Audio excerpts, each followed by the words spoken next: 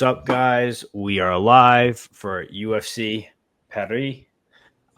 This is episode 46 of Beat The Line Broadcast. I'm your host, Picks by Pegasus. I got Key 3 Picks and Dravy, who just turned his camera and mic off. We're here. I mean, this is his card. He speaks French. He should be running the show here, but hey, you got me doing it anyway. Hey, the last time I speak French, you guys went full crazy. So, well, it sounded like you had a mouthful of food when you were talking, bro. So. Hey, I will be surprised to hear you speak another language, Peg. Just to see how it sounds. Hola, me llamo Roberto. Oh my god! Here we go. Don't get this started. I took Spanish for 4 years. Hola, ¿cómo está, mi amigo? Oh, I can speak 3 now. Okay. Oh, impressive. So let's get this card started here. I think it's gonna be a pretty good fight night. Paris always seems to show out.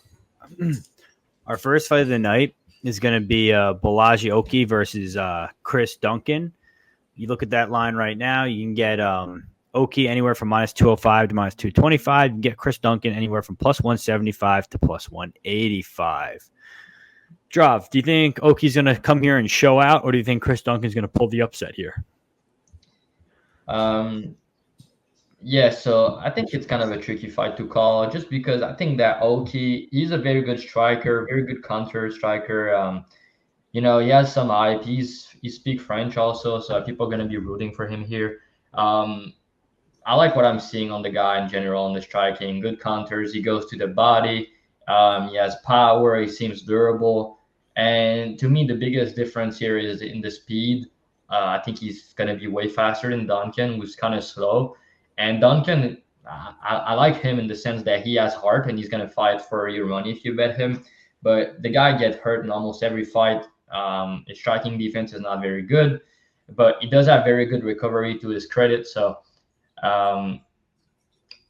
it really depends on the wrestling here because I think Duncan could potentially end takedowns. And if he does, Oki takedown defenses and sprawls are good, but his get-up game and bottom game in general is pretty suspect to me. So if Duncan's able to get on top, and I assume it's a part of the game plan, he's at American Top Team, and they're probably working on that. If he goes to the ground, I think he can have success. And on the feet, it's probably going to be competitive, but I think Oki is going to crack him at some point. And he's going to hurt Duncan probably, but then does Duncan survive or not? I'm not really sure. I don't have the strongest read on it. I wouldn't lay minus 200 on Oki just because of the bottom game that I think is suspect and the fact that Duncan's a big guy himself and he's I think he averaged 3 takedowns per fight. So he fought the better guys also. Oki last fight, he looked good, but Kuamba is a featherweight making his debut also on short notice, so up a weight class. But yeah, I think that Oki didn't perform the best last time. Also, if you compare to the fight he had at the Dana Contender Series, he beat up a guy who was a pretty good striker, right? He was more aggressive. He went for the finish, and I think we're going to see something similar here. I think Duncan's going to walk into something and probably get knocked out. So yeah, maybe Oki by KO, depending on the prices. That's what I'm going to pick as far as the pick goes. But I think Duncan can potentially cause problems with the wrestling if he has success, especially as the fight goes on. I agree with you here, unfortunately. I think Oki probably finds the knockout here. I mean, on the feet, he's pretty good straight across. I think he's got heavy hands. He's got a good jab. If he wants to, he could sit behind the jab all day against Duncan. Watch Duncan get hurt against Ash Moose. I think honestly he's been hurt in a few fights, but yeah, I think Oki's probably going to find the KO here. Up a weight class might be a little tough for Chris Duncan, but he's kind of got nothing to lose here. No, Duncan's not upper weight class, bro. I said that Kuamba was the one upper weight class when he fought Oki. I thought they're both 155, aren't they? I thought Duncan was 145. No, they're both 155. It's a lightweight fight. Nobody's moving up here. Yeah, it's because I didn't go over the numbers that you see on the screen now that we're trying this, but I don't know. I think this is a clear Oki spot. I think they're setting him up for a reason. Chris Duncan's good. He's hittable. Wrestling standpoint, I think Draw's right on the money with the whole Oki's not that great off his back, although I do think Oki can defend the takedowns if they come his way. But other than that, I think he'll probably keep him at distance with the jab and probably find the KO at some point. Key, what are you thinking? Yeah, I'm not going to waste too much time here. I agree with y'all. I feel like Duncan is eventually going to walk into something, a lot of durability concerns on his end. Oki's uber athletic. if he gets the KO here, it'll be pretty interesting to see how the UFC rises him up. At minus 200, though, I'm not interested just because Duncan's a dog. He's going to push a pace. There's going to be some dirty wrestling in here. So I'm not willing to eat minus 200 on a guy that I'm not completely sure is going to be able to handle himself in every grappling exchange. So I'm passing, but KO could be a pretty good look here depending on price. So I'll be keeping my eye out on that. I bet Oki minus 205 in a parlay. I do think Chris Duncan probably becomes live around that plus 225 point just because it's a little wide from a guy who's coming out of, I think he's out of American Top Team, right? Duncan. So he's got a good room of competition in front of him. Yeah, some good doctors too. Yeah, exactly. Some great doctors. So I think plus 225, he probably becomes alive, but plus 185, I don't think he's really worth the bet here. Okay, let's see if this works. If I go like this. Sorry, I'm just trying to figure out how to work this. Let's see. Did that screen flip? Yeah, that worked. All right, word. All right, next fight we have is Nora Cornolle versus Jacqueline Cavalcanti, who we just saw fight 3 weeks ago, I think, and put on a great performance. Drav, am I saying that name right? Nora Cornolle? Cornhole. All right, Nora Cornhole versus Jacqueline Cavalcanti. You can get Jacqueline Cavalcanti anywhere from minus 200 to minus 195. You get minus 165 on BetMGM. You can get Cornhole anywhere from plus 170 to plus 162. Little girls fight. I think you got a pretty good read here, Key, on these two girls. I mean, I think Cavalcanti's a side here again. It's a rematch, obviously, if people didn't do any of the tape. First fight was a pretty good fight. I think Cavalcanti's probably put her game better together now than she did in the past. What do you think, Key? Yeah, I've made a lot of money on both of these girls. Cavalcanti I backed against Nunes, pretty clear. And Cornolle, I had it plus 275 against Dixon when people were parlaying Dixon for absolutely no reason. In this fight, though, I think that Cavalcanti's kind of a matchup nightmare for Cornolle. I don't think that Cornolle's actually that good. I think that she's just mean and she's a dog, and that's kind of rare in women's MMA standing, at least. We see dog grapplers, but we don't see a lot of strikers who are really with the shit and just want to fight. And this woman just loves to fight, it seems.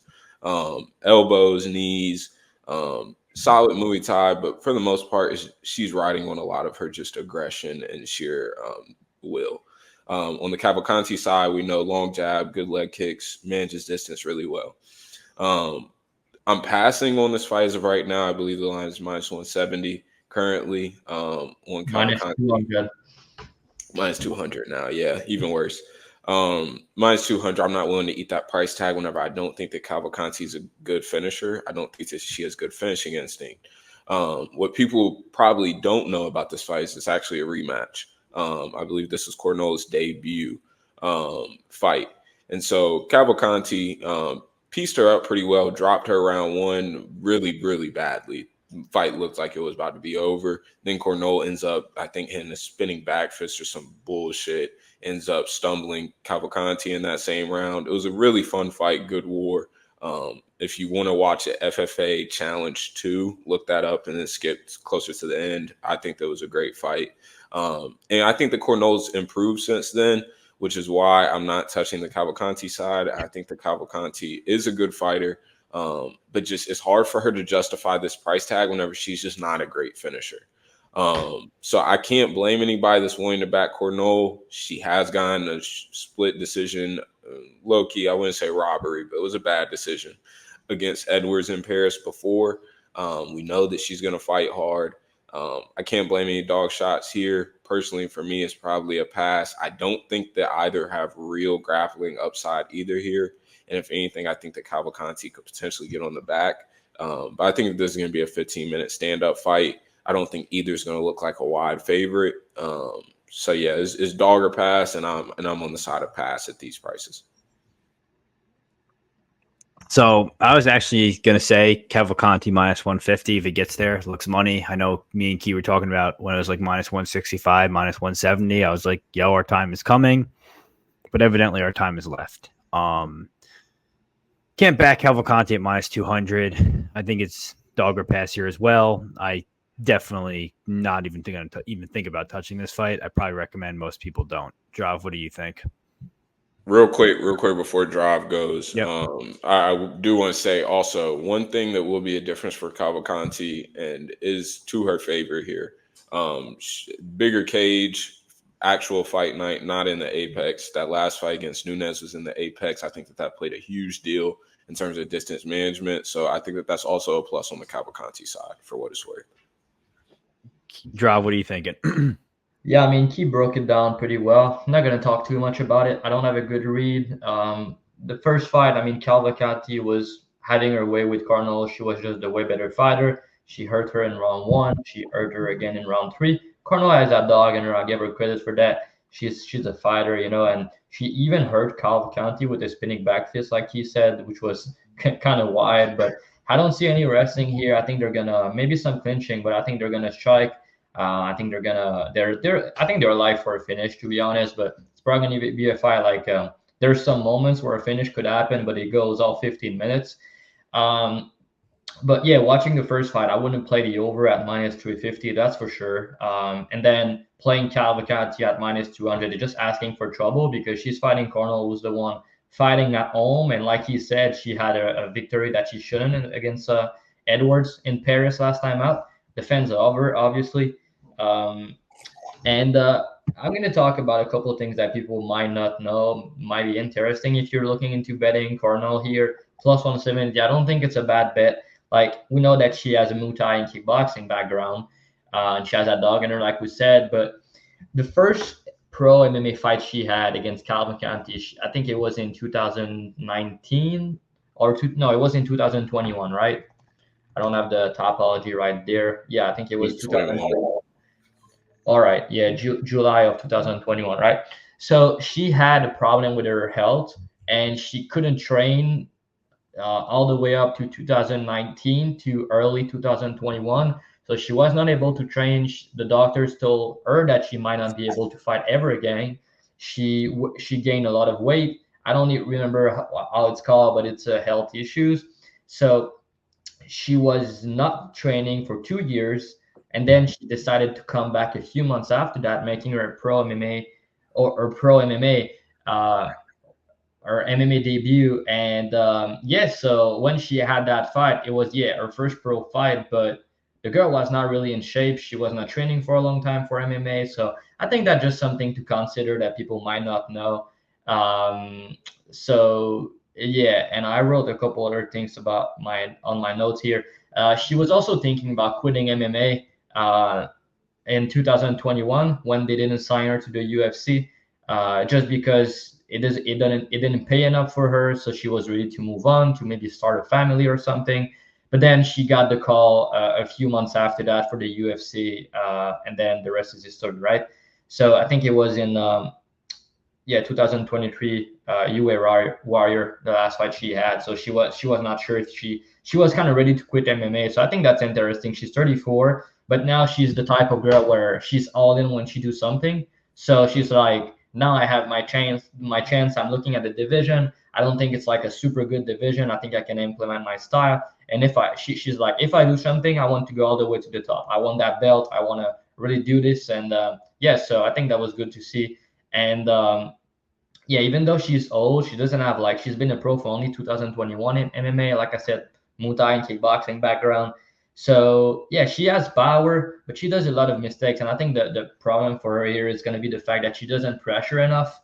And you need to pressure Cavalcanti to win, because at distance she's going to be bigger, taller, longer, and she's going to have her way, more technical fighter overall. But I don't like the fact that Cavalcanti is taking this on short notice. She seems very confident on the rematch, but I think Cornolle has improved a little bit more than Cavalcanti since they first fought.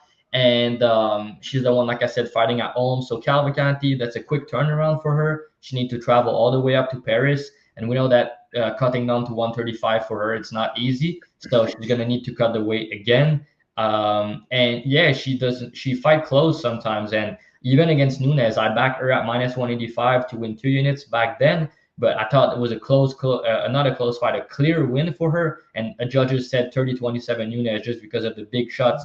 And yeah, so I think the big cage, like you said, it's a good factor. I think she wins the fight, probably by decision, but it's not a price I'm willing to pay or hit here. I know it's boring for you guys if you want to take a bet, but I mean, I'm not going to be betting minus 200 on Cavalcanti here. I had a better number against Nunes, who's a way worse fighter than Cornolle and was way smaller than Cornolle also. So yeah, I think Cavalcanti is going to get it done. But if the price keep going up and Cornolle get to plus 200, then I think the fight might be close and people are going to be watching the first fight and accept the same outcome. And that's where sometimes we can have an edge and things can be different. So yeah, I think Cavalcanti is going to win though, but I'm not super confident.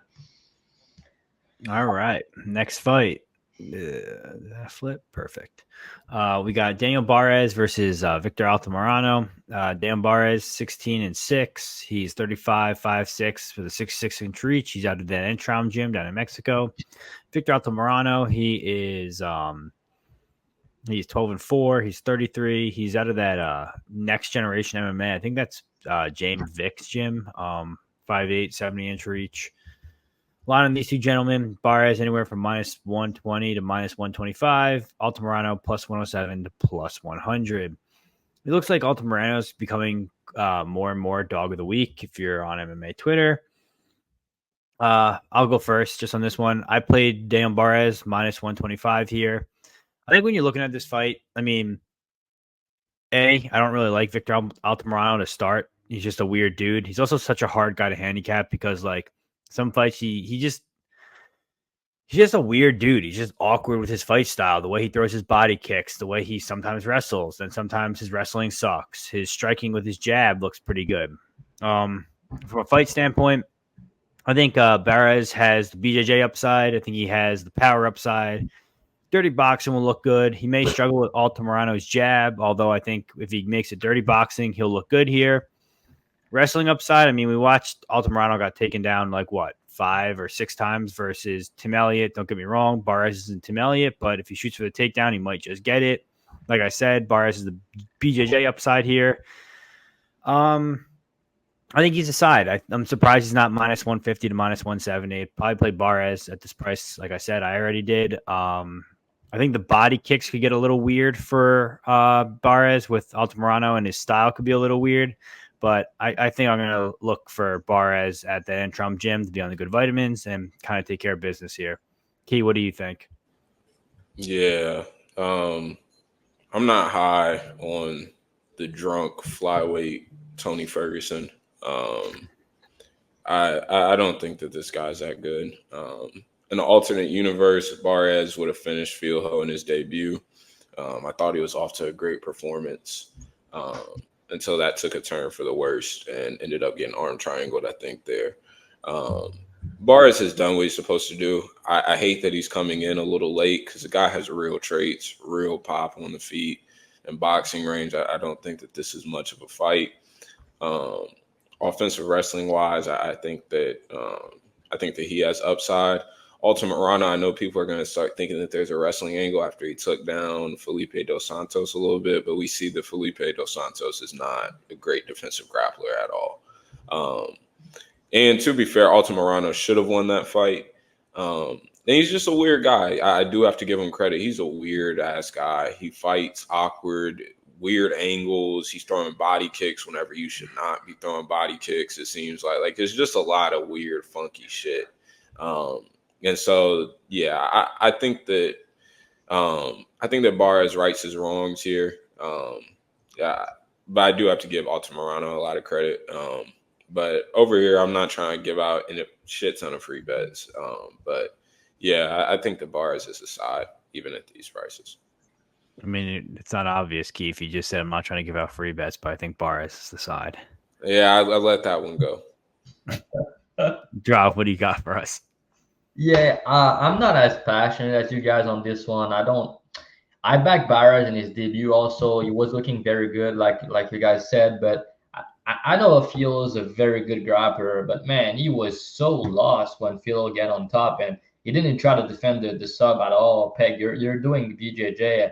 I mean, seeing this dude grappling defense in this position, I think it was terrible to see. I was like, what is he doing? He's not even trying to defend. He's not doing anything. It was a terrible look. Now, I know Altamirano is not like a submission guy or anything, but yeah, I don't really give him BJJ upside because of that. I guess you could take him down. He doesn't have good takedown defense, Altamirano, but I kind of think this fight's going to be playing off on the feet more often than not. And I think that Altamirano is going to have success at distance a little bit more with the jab, with the body kicks, and I think sometimes he can be a weird fighter to fight in a big cage just because he uses a ton of movement. He's just fighting weird, like you guys said. He's tough. He's going to be hard to finish. So it's probably going to go all 15 minutes. You're going to have Barez doing the better work in the boxing. In the pocket, he's pretty nasty. I like how he goes to the body. He has some power for a flyweight. But now you look, they're like, the guy's 35. I know Victor's 33, but I don't really, like, he's not really a guy I want to bet. Like, he doesn't have any wins in the UFC. His wins on the regional are not great. He's, like I said, he's 35. And yeah, I think the boxing, the power, and the body work is pretty good. But yeah, I'm not gonna lay chalk on him here, but I do think he wins. I think he wins the fight by decision. Yeah, I think the BJJ that we saw against Filo was a little bit different, just because Filo is like a very good jiu-jitsu guy, so I think that's why it kind of. But defensively, he was lost. Like when he transitioned to the arm triangle, he was not doing anything to try to defend. Like I just think he kind of. I'm not gonna lie. I think he kind of quit. I'm gonna be honest. I think he maybe he quit. Maybe if he didn't quit, he's like, his defense grappling is very poor. So yeah, I don't really know what to think of that. I think that fight was over when you saw Fijo get the takedown and pass right to full control into that head and arm triangle. The second that's in, that's over. I mean, the second his guard got past, that fight was over for him, especially with a guy like Fijo. Yes. So that was my take on that one. He was just like, fuck this. I hurt him. He hurt me. And now he got me down and he passed my guard. So it's over. I think he just quit. But hopefully he doesn't quit here, because if he does, it's going to be a long night for him. Yeah, Victor, like we said, he's not very good. But one thing's for sure, he's not going to quit. No. He'll be there all night. And that could be an issue for him if he doesn't get it. But I think if he mixes up the dirty boxing, well, it'll be okay. Let's move on to this girls' fight. Aylin Perez versus Daria Zheleznyakova. Pretty good. 10-2. Aylin Perez 10-2, 29-5-5 with a 6'6" reach. She's out of Goat Shed. Daria is she's 9-1, 28-5-9 with reach unknown. She's out of that MMA factory in France. So this is going to be a home fight for her. Line-wise, you can get Perez anywhere from -260 to -300. Zheleznyakova is anywhere from +220 to +240. Low-level girls fight. Key, take us away. Yeah. I did play Perez early in -185. That's what we got in the Dub Club and Discord. And I've hedged off since then to have no stake in this fight, really. Laying -185 on somebody who is just, again, probably had multiple teachers in the classroom growing up. That's not the business I want to be in. So this is Zhelez made Rendon look like Khabib for a couple moments there in her last fight. I did play Zhelez at -147, and I thought that she was going to blow her out. But again, it seems like her defensive grappling is just not there. And I'm not sure if she's had work done to her face or what it is, but she cannot wear damage at all. Like, it's just honestly really bad. This and her last fight and the Dixon fight just look absolutely horrible when she gets touched at all. So I'm unsure if she has like Botox or whatever it is, but she cannot wear damage at all. Perez, I think that she's a trick bag. Head and arm throws, spinning back fist. She cashed me out pretty well in her last fight against Edwards. But that's not something that I'm super thrilled about. I don't think that she has a lot of substance in her game. Her striking is just a means to get to her grappling. And even on the mat, it's not like she's like truly top timing girls. She was getting takedown after takedown. On the Zhelez side, she has really good boxing early on. I think that she has good boxing over all 3 rounds. It's just defensively, she gets lazier and lazier as the fight goes. I do worry for Zhelez if Perez is on top, but again, Perez isn't some elite finisher on top. Hasn't finished anybody in the UFC, I believe, on top. And so for me, I think that this is a clear pass at these prices. Perez should not be parlayed at minus 260. I know the Just Pick Winner boys have been eating, but at minus 260, that's disgusting, and you should probably do jail time for that if you're playing that. I can't blame anybody playing Zhelez on the dog shot at plus 210 at these odds, but there's an obvious grappling hole in their game. But I will say, MMA Factory with Fernando Lopez, you have to think that he's definitely coming up with some sort of game plan that understands what's going on here. And the girls that she's in camp with currently, Lynn Carmen is a good prospect coming up through the ranks. And she's at MMA Factory. And then Melissa Hurtado, who is an Aries fighter, and I believe is fighting Aries this week. She's a good grappler, judo background, athletic girl. I have to think that Zhelez is getting some good grappling looks from other women in camp. So I wouldn't be surprised if her grappling defense definitely looked better here, especially in France. So there's a pass fight for me. Dogger pass again, but I'm on the side of pass. Drop or Key. What's a good? So I looked at this fight. I was hoping for Daria at plus 200 for plus 3.5. Obviously, her money line is at that price, so Drop made it clear that I'm not getting that. What do you think at plus 3.5? What do you think is a good line for that? In like a perfect world, I would say like plus 150 is something like reasonable to get down on, but like I don't think that you're gonna get that even. I think you're gonna get like because what's the over in this? Over is minus 275. Yeah, so it's not like they're giving Perez a shit ton of finishing upside either. I'm not sure. I'm not sure what you'll get, but plus 150 would be decent. So plus 115, we ride. That's gonna be my pick. No, I'm saying plus 115, I ride. Jesus Christ. I'll take the ride no matter what. I kind of agree with Key here. Looking at tapes, I mean, Perez is either going to wrestle this girl for 15 minutes, and if it's on the feet, it's going to get ugly. And that's kind of the case we want here. I did not know anything about the background of her camp or anything like that, like Key just broke down. That's why we got him here. But like I said, I think if Aylin Perez can get the wrestling going, I think it's going to look pretty easy for her. Would not parlay her, but if we can get a good money on Dara minus or plus 3.5, I'm completely okay with playing that. And I have a parlay for the parlay boys. Don't worry about Key saying that. I got a good one for you guys. It's cooking. Oh, Key was the first leg, by the way. Drop, what do you got for us? Nothing, bro, to be honest. Like it's kind of wild because I wanted to make a case for Daria, but I mean, Rendon wrestling is not good, bro. Like, she doesn't have good wrestling, and she was taking this girl down. And then the first round, it's like 30 seconds left. She doesn't know how to get up. She's just holding her. Like, let me finish this round. So it was a very bad look. And then on the feet, it's like she should smoke this Rendon chick. She's not even good on the feet. And then in round 3, she's spinning back fist like 5 or 6 times with 30 seconds left. I'm like, what is she doing? Then she has her face full of blood. I'm like, nah, bro, I can't be betting this girl for sure. Like, it was a terrible performance. And I bet her with T there. And me and him were like, oh my God. Like, I mean, the girl has some good striking at distance, but I think the big cage is going to be better for her than Perez here. But we've seen Perez wrestling, and she has very good wrestling, I think, for this level. And she slowed down in round 3, but it's not like Daria is going to push a pace late, I don't think so. And even if she's tired, Perez, I think she could still land takedowns.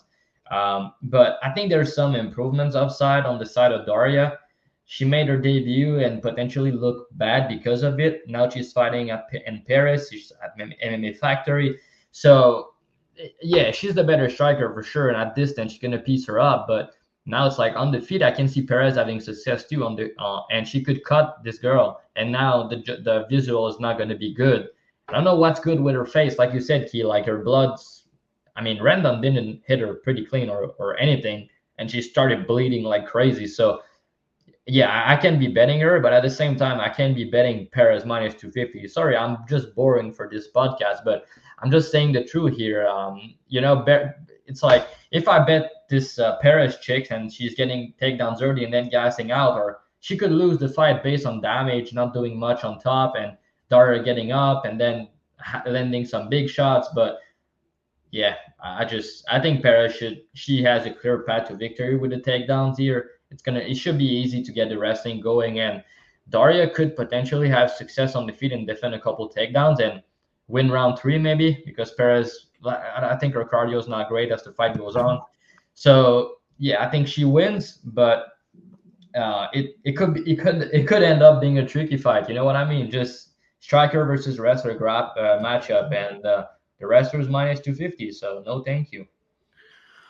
All right. Next fight. I don't know if this fight is still going on. It's Lapilus versus Vince Morales. I saw some things about. Yeah, it's the new one. This is the new one, right? Yeah, it's the new one. Okay. So it's Lapilus versus Vince Morales. Lapilus, 20-4, 32, 5'6", with a 73-inch reach. He's obviously a guy out of Paris. Vince Morales is 16-7, 33, 5'7", with a 70-inch reach out of Syndicate MMA. Line right now, I think it's only on BetOnline. It's minus 350 for Lapilus, plus 285 for Vince Morales. Drav, easy Lapilus spot, right? That's what I thought at first. Now looking a little bit more into it, the two things I wanted to see is Morales, obviously, he's on a 5-fight winning streak now after leaving the UFC. So props to him getting back into the UFC. It's not easy to do. But Morales, there's two things I wanted to see. I wanted to see how did he change in his style and if he can defend a leg kicks to save his life. Because the guy can check leg kicks, man. I mean, Jonathan Martinez fight and Chris Garcia's fight, tough matchup for him. But Lapilus started striking is kind of similar, but he's not as nasty with the leg kicks, which is good for Morales. And I mean, he doesn't really check them. He did check. He checked the leg kicks a little bit more with in a couple fights I've seen, but he didn't really change anything, I don't think. But the thing he's changed is he's grappling way more now, and he's kind of very good with the grappling when he gets on top. Good Darce choke, good front choke series. He got a nasty submission last time out against Ezra. What was the submissions called? I don't even remember. It was necktie. Yeah, it was a crazy sub, man. Like it was nice to see. But there's a couple of things I don't like. First of all, I mean, Lapilus is going to have a reach advantage, and he's going to be the better striker. He's going to have his way at distance striking. Morales he's going to need to come in trying to come in the inside, trying to crack Lapilus. But Lapilus is very durable. I don't think Morales is going to clip him or hurt him or anything. But I think he at distance is going to get pieced up. So he needs to go in the inside. What I don't like is he just fought a month ago. So he's taking this on short notice. That's a quick turnaround, and he needs to fly all the way up to Paris. But I've listened to some interviews, and the guy is ready, man. He's the type of fighter that's always training, always ready. So when his coach called him, he was like, yeah, I'm in. He was already training. So I don't think that the weight's going to be an issue. He said that he's always on weight. He's a disciplined guy. He's always in the gym, working hard. I respect that. And he really wants to make a statement and finish this fight. He said that there's some things on the ground that he could expose on Lapilus, the grappling. And I kind of agree. I like Lapilus. I made some money on him and is over so far in the UFC. The guy's, like I said, he's going to piece him up on the feet. I think he has leg kicks upside, obviously. Good takedown defense, good get-up game. But if he gets if Morales get on top or Lapilus does a mistake when he's trying to get back up, I think Morales could potentially catch his neck in like a front choke or something, or just a weird sub. And I don't know. I could see Lapilus panicking a little bit because he's not used to being in these type of position. But there's more the grappling that worry me than on the feet, because on the feet, I think Lapilus is going to roll. He's just not that much of a finisher, and Morales is very durable, but he's the guy fighting at home. The fans love him. He's a big name in Paris, and I've watched some things on Instagram. didn't post much compared to last fights, but he was supposed to fight my boy Felipe Lima, by the way. I don't know if you guys remember, which would have been a banger. But it looked like Felipe Lima had some visa issues and couldn't fight there. But they didn't really tell him. He was waiting to have some news. He knew he would be fighting in Paris, but he didn't know against who. So then they say Moraes is ready to step in, and I think it's gonna go the distance. I think it's probably gonna be Lapilus winning the decision, landing the bigger shot, doing the better work in the striking, having some leg kicks upside. But I think if Lapilus finish Moraes, it's going to be due to leg kicks. But he doesn't really throw a lot of leg kicks. There's a fight, I think it was last fight, he threw like 15 leg kicks, which is decent. But I think you need to do more than that. Maybe his cam's going to be aware of that, and they're going to try to implement that. I think they should. But yeah, Lapilus by decision, maybe decent. The over 2.5 is not terrible. But I could see Moraes snatching a sub and making it competitive on the field. The guy's a dog. He really wants to be there. But the fact that he's taking this on short notice, need to travel to Paris, and the fans going to go crazy. Every time Lapilus does something, the fans going to go crazy. As seen in the last time he fought there, the fan love him.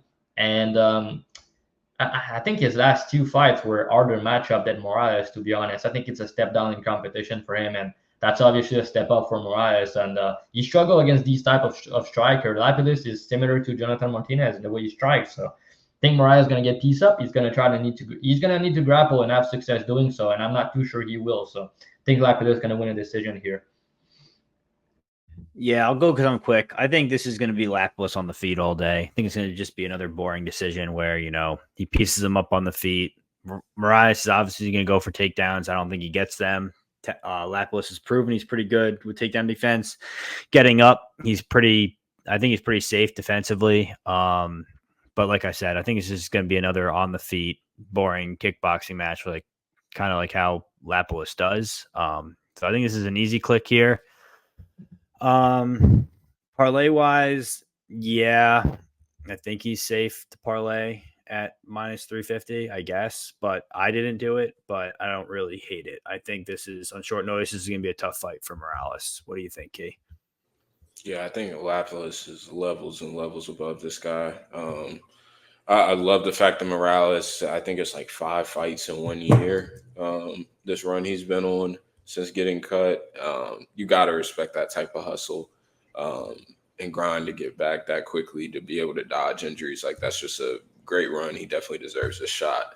But Lapilus, I think, dealt with a pretty not bad, but not a great matchup in Cody Stamen, who I think is one of the more stronger, physically imposing guys in the weight class. And Lapilus 30-27, I'm clear, which was a really, really eye-opening performance in my opinion. And I wish he would have gotten somebody a little bit better on short notice. But I think that I don't love the price of minus 350, I'll be honest, because Lapilus isn't a finisher. And at minus 350, I want to be backing guys that I'm confident can finish and justify that price tag. But Lapilus will probably find a way to justify that price tag somewhat in a decision too. I think the Lapilus body kicks, side kicks will be money. I don't think the Morales has the game to deal with Lapilus level. So yeah, kudos to Morales for getting back, but this is a tough draw for his first one back. Yeah, and Lapilus in the big cage also a problem with the footwork and everything. Morales is gonna have trouble to cutting the distance on him. The footwork's gonna be like the difference in distance management. It's pretty wide here. Lapilus should rolls. I'm just worried a bit with the grappling. I just think that sometimes when he's on his back, he can do some mistakes, but I'm not even sure Mariah is going to be able to take him down. So that's kind of the thing. But also, I saw his stats on when I was watching tapes. Lapilus got taken down in 7 of his UFC fights. So every single fight he got taken down. So yeah, but I just think that Mariah is the dog, and he's probably going to be there for all 15 minutes and minus 350 in the decision. But he's fighting at home, so he should be fine. You're muted, Peg. Oh, my bad. All right, so next fight, Ludovic Klein versus Roosevelt Roberts. Ludovic Klein, 22-4-1. 29, 5'7", 72-inch reach. Roosevelt Roberts back in the UFC again. 12-4, 6'2", 73-inch reach. Line on these two gentlemen.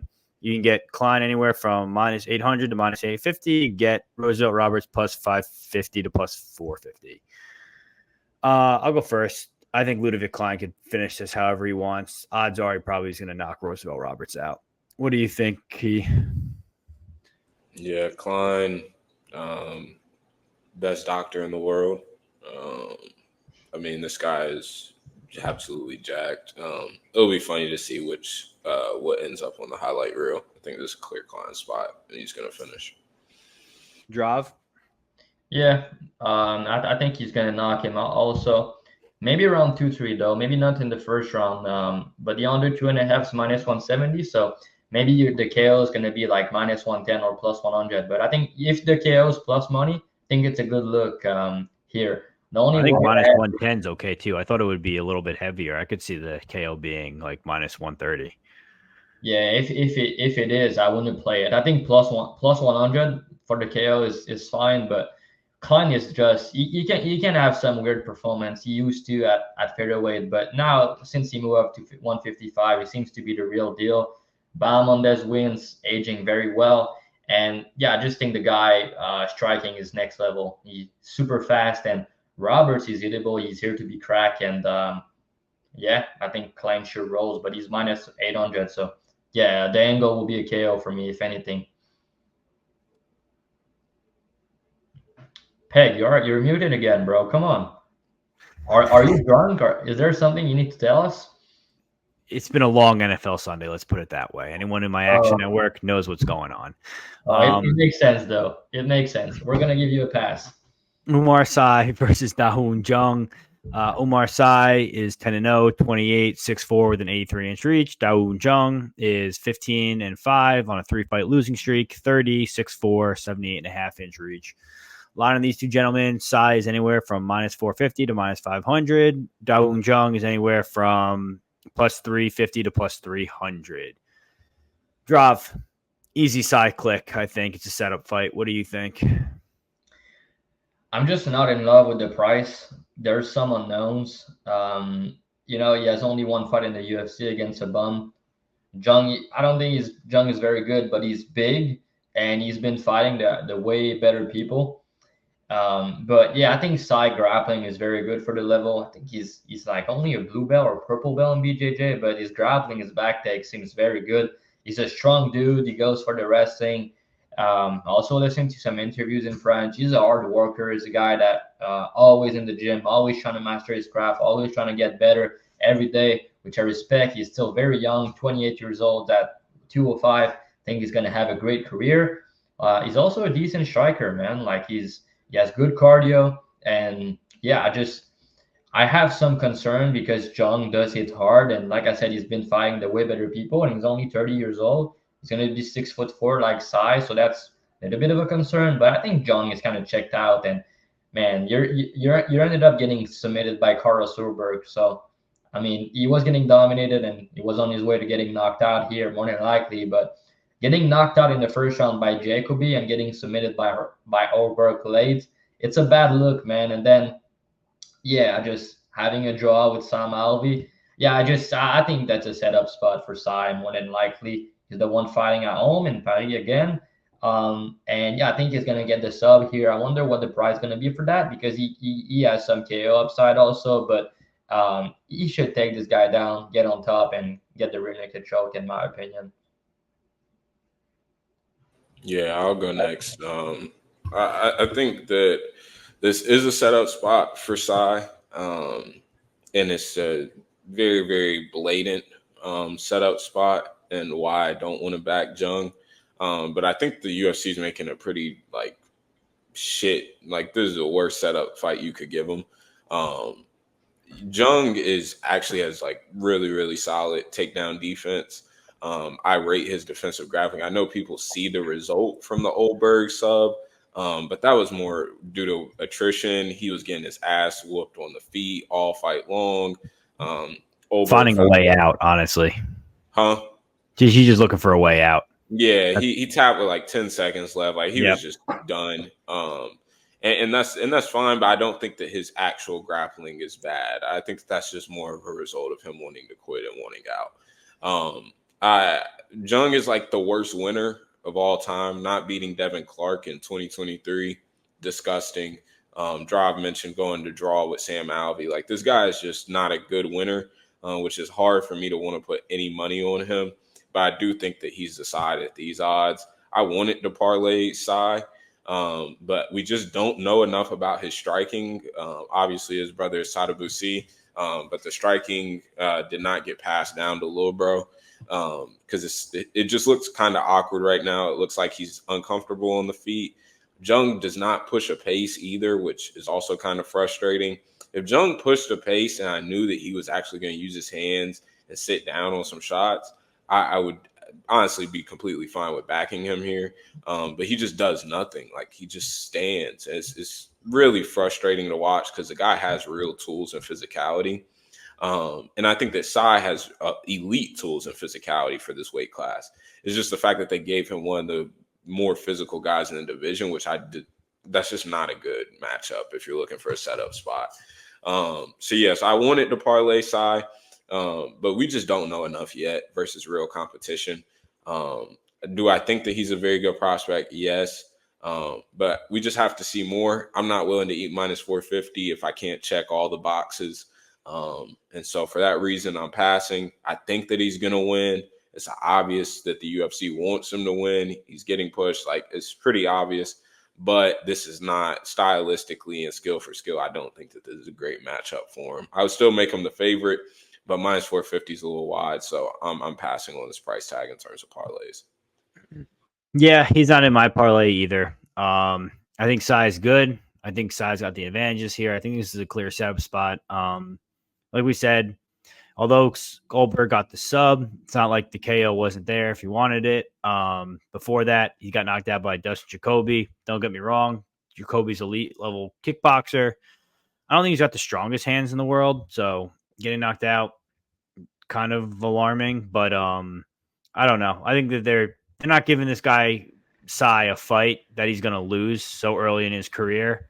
I think this is a clear setup spot. Yeah, but it doesn't always play out like that, right? So the UFC can give him a squash matchup or everything, but like you said, it's not like they give him a bum or anything. Like this guy has some experience, but I think for the last couple of weeks, we've been saying shit like the UFC wants this and that. Let's just be clear about it. We're not saying that because the UFC wants something, we're going to bet something, but sometimes it can be a plus on the side of someone at the type of price he is. But the real question is, can you really bet against someone who look like this?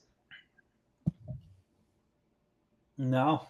I mean, listen, I was going to say, Jung has found his own KO. I think he's 11-1 to the KO. So although his chin has been, questionable. He got knocked out one time. He's 11-1. Yeah, he got knocked out against who? Against Jacoby. Yeah. Jacoby. But he got hurt in under the fight also. That's what I'm saying. So his chin's kind of questionable, but like he's got power in himself. And if Sai gets caught, I mean, he could definitely get caught here against Jung. But like I said, I kind of think this is a setup spot. We talk about like, Jav, what do we ran the numbers back like a few months ago. And we were looking at like favorites on a pay-per-view versus, favorites on a fight night card. Isn't it like favorites are 70% on a pay-per-view versus a fight night? Sure, this is a fight night card technically, but we know Paris only comes around once a year. And if there was a slot for a pay-per-view, I'm sure they'd make one in Paris.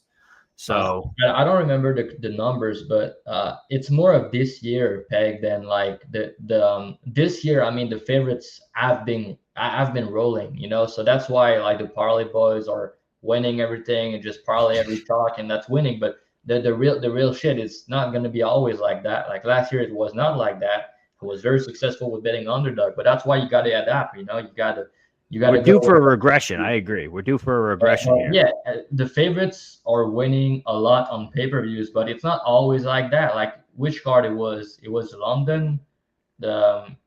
Almost a couple guys from London lost, and just recently also like we had some people thought that they will win and they loses, and yeah, I mean the UFC wanted Sean O'Malley to beat Merab so bad, and he still couldn't get it. So it is what it is, right? it's more one of the most recent example and one of the best one.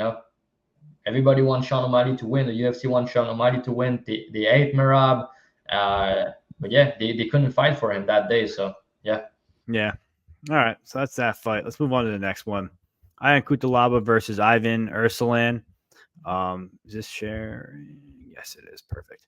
Cutelaba 17 and 10 and 1. He's 1-4 in his last 5. He's 30. He's 6'1" with a 75-inch reach. Ivan Erslan, this is going to be his debut. He's 3-2 in his last 5. He's 14-3, 32, 6'3 with a 74 and 75-inch reach, we'll call it. Line on these two gentlemen, Cutelaba is anywhere from -124 to -125. Ivan Erslan +105 to +100 or -105. Drav, I'll let you go first, and then I'll take this one from. Actually, you want me to go first? Okay. So, looking at this fight, my first look was, let's just take the under 1.5 here. Ion goes under majority of the time. He's had a few decisions in the past. I think his chin, as of recently, is starting to go. Ivan Erslan, on the other hand, if you watch some of his tape, he always gets hurt early, but for some reason, the guy doesn't die. He continues to get up and go. So that kind of swayed me away from the under. I still think the under is a good look. I think it was -140 this morning. I don't know if it changed. It is -144. Okay, so it's -144 now. I still don't hate that just because of the finishing upside of both guys. Ivan's a really good striker. I think he's very live. He's got heavy ass hands. I think he could catch, if he catches the chin of Cutelaba, he's got good pressure. I think he could probably finish him here. I think if the fight goes to the ground, honestly, the ground and pound of Cutelaba, he could find a finish here as well as well as a KO with his pressure. So I think both these guys can swing for the fences. Although Ivan takes a little bit time to get started when he starts swinging, but Ion's one of those guys who's going to push a pace right away and get right in your face. So it's kind of going to force him to throw those hands early. Money line side, I'm thinking about Ivan Erslan. I'm not going to bet the money line. I'm honestly going to wait and see what kind of number they give us on KO. Probably won't be much better than his money line because I think that's probably the way he wins this. But I think Ivan Erslan probably finds the KO here. What do you think, Drav? Yeah, it's a good fight, to be honest. I think this guy Erslan's an interesting character, right? He's a guy training at ATT, training with guys like Rosenstruck, like Diego Santos, and he's been there for a long time, which I like. Someone coming into the UFC has been at a good camp like that. There's a big difference in this fight for me, and that's one of these guys can fight against adversity and still win, and the other can't. The guy that can is Erslan. Like you said, he's getting hurt in some fights. Bad look, though. He's getting dropped and wobbled by jabs, and I've seen him getting hurt more than I wanted to see. But at the end of the day, his recovery is insanely good. He's a dog, and he recovered pretty fucking fast. I don't see this type of shit often, but he can get dropped. He's going to get right back up, and then he's going to fight like nothing happened. And you need to be careful when it happens because he's already ready to counter you. And if you just rush in, you're going to get knocked out. So that's very tricky here. So I could see Cutelaba hurting this dude, dropping this dude, but it doesn't mean he's going to win. But if Erslan hurt Cutelaba, he's going to finish him. I also think that Erslan has the better cardio of the two. He's a guy that's been 5 rounds before. And I recommend watching the 5 rounds if you didn't. The fight against Churgyak. That's not easy. Chuziagayev. The title fight. That was the one I watched on YouTube. Yeah, I recommend watching this one because he got dropped early. He was competitive. It was 1-1 going into round. It was 1-1 going into round 3. He ended up losing round 3 and 4, I think, and then he came back and he won round 5. So, and the guy that he fought, right? The guy that I just said his name, and I'm not gonna say it again. This guy has 21 pro fight. He's 19-5, but you know what? He's never been knocked out in his entire career. So that was a tough matchup, and he's not a bum. He's a pretty good fighter. So he's been fighting good people outside the UFC and KSW. So he's been tested on the regional, he's got tested a lot. So yeah, he got hurt in that fight. He got dropped, but he was still there. show that heart, that dog in him. He clipped this dude very hard sometimes, man. He hit him with some bombs, and the guy just didn't go down. So yeah, but a very good jab, I'll say that. The guy is fighting behind a jab with very good boxing and being technical with good defense at fucking 205. We don't see that often. I think he has a boxing background or something, but he's fighting behind a jab. We don't see this type of shit really, you know. So I think Cutelaba is gonna be outmatched in the boxing. People probably don't believe me, but in the boxing, he's gonna get outmatched. I don't like the fact that these dudes gonna really they don't really throw any kicks. He does at time, but not a lot. But I think he has better defense than Ion. I think he has a better recovery. I think he has better cardio, and he has that dog in him. Cutelaba is a good hammer, but he's a terrible nail when things are not going his way. And I'm pretty sure he's gonna have to fight adversity in that fight. Like he's willing to quit. But yeah, I like this Erslan dude. I like his power. I like his combos. He can be patient, like you said. That's why I don't really like the under personally. He can be patient early. He's gonna find his shots. But if Cutelaba just go in and trying to take his head off, he's gonna get countered pretty quickly. And if Erslan's all know the combination, he's nasty with it. He's fast with it. I like his hands, man. I think his boxing is pretty slick. But yeah, I don't like the fact that he's getting dropped a lot. Yeah, especially with jabs. But he could have won that last fight, the title fight. He was winning round 3, and then he got dropped. So he ended up losing it. But he got dropped by like a spinning back fist when he was rushing in. You know, these type of shit happen. It's a fight, but he still showed good recovery.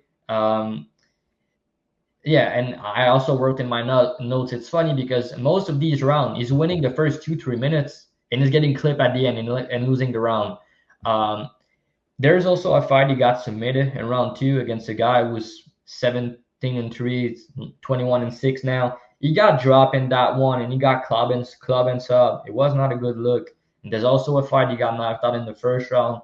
Not a good look either. But you're looking at these guys, and these guys are not bad. So it's like, yeah, Cutelaba, he's been in the UFC for a long time. He has a lot of experience, but the guy is 6-9 in the UFC, you know. So I think Erslan, even if he's making his debut, I think he's at a good camp. You show me a lot of things that I like on tapes, and he could get caught. It could happen, but I think even if he get caught, he can still win the fight. I think Cutelaba, if he get caught, he's going to be losing the fight. And the wrestling worry me a little bit. We've seen Cutelaba having good wrestling, but he doesn't have any sub-threat, which I like for Erslan here. And Erslan has pretty decent takedown defense and good get-up game. So if Cutelaba take him down early, he could get on top and pound. What about ground and pound? That's what I was going to say. Not the sub, but the ground and pound's kind of there.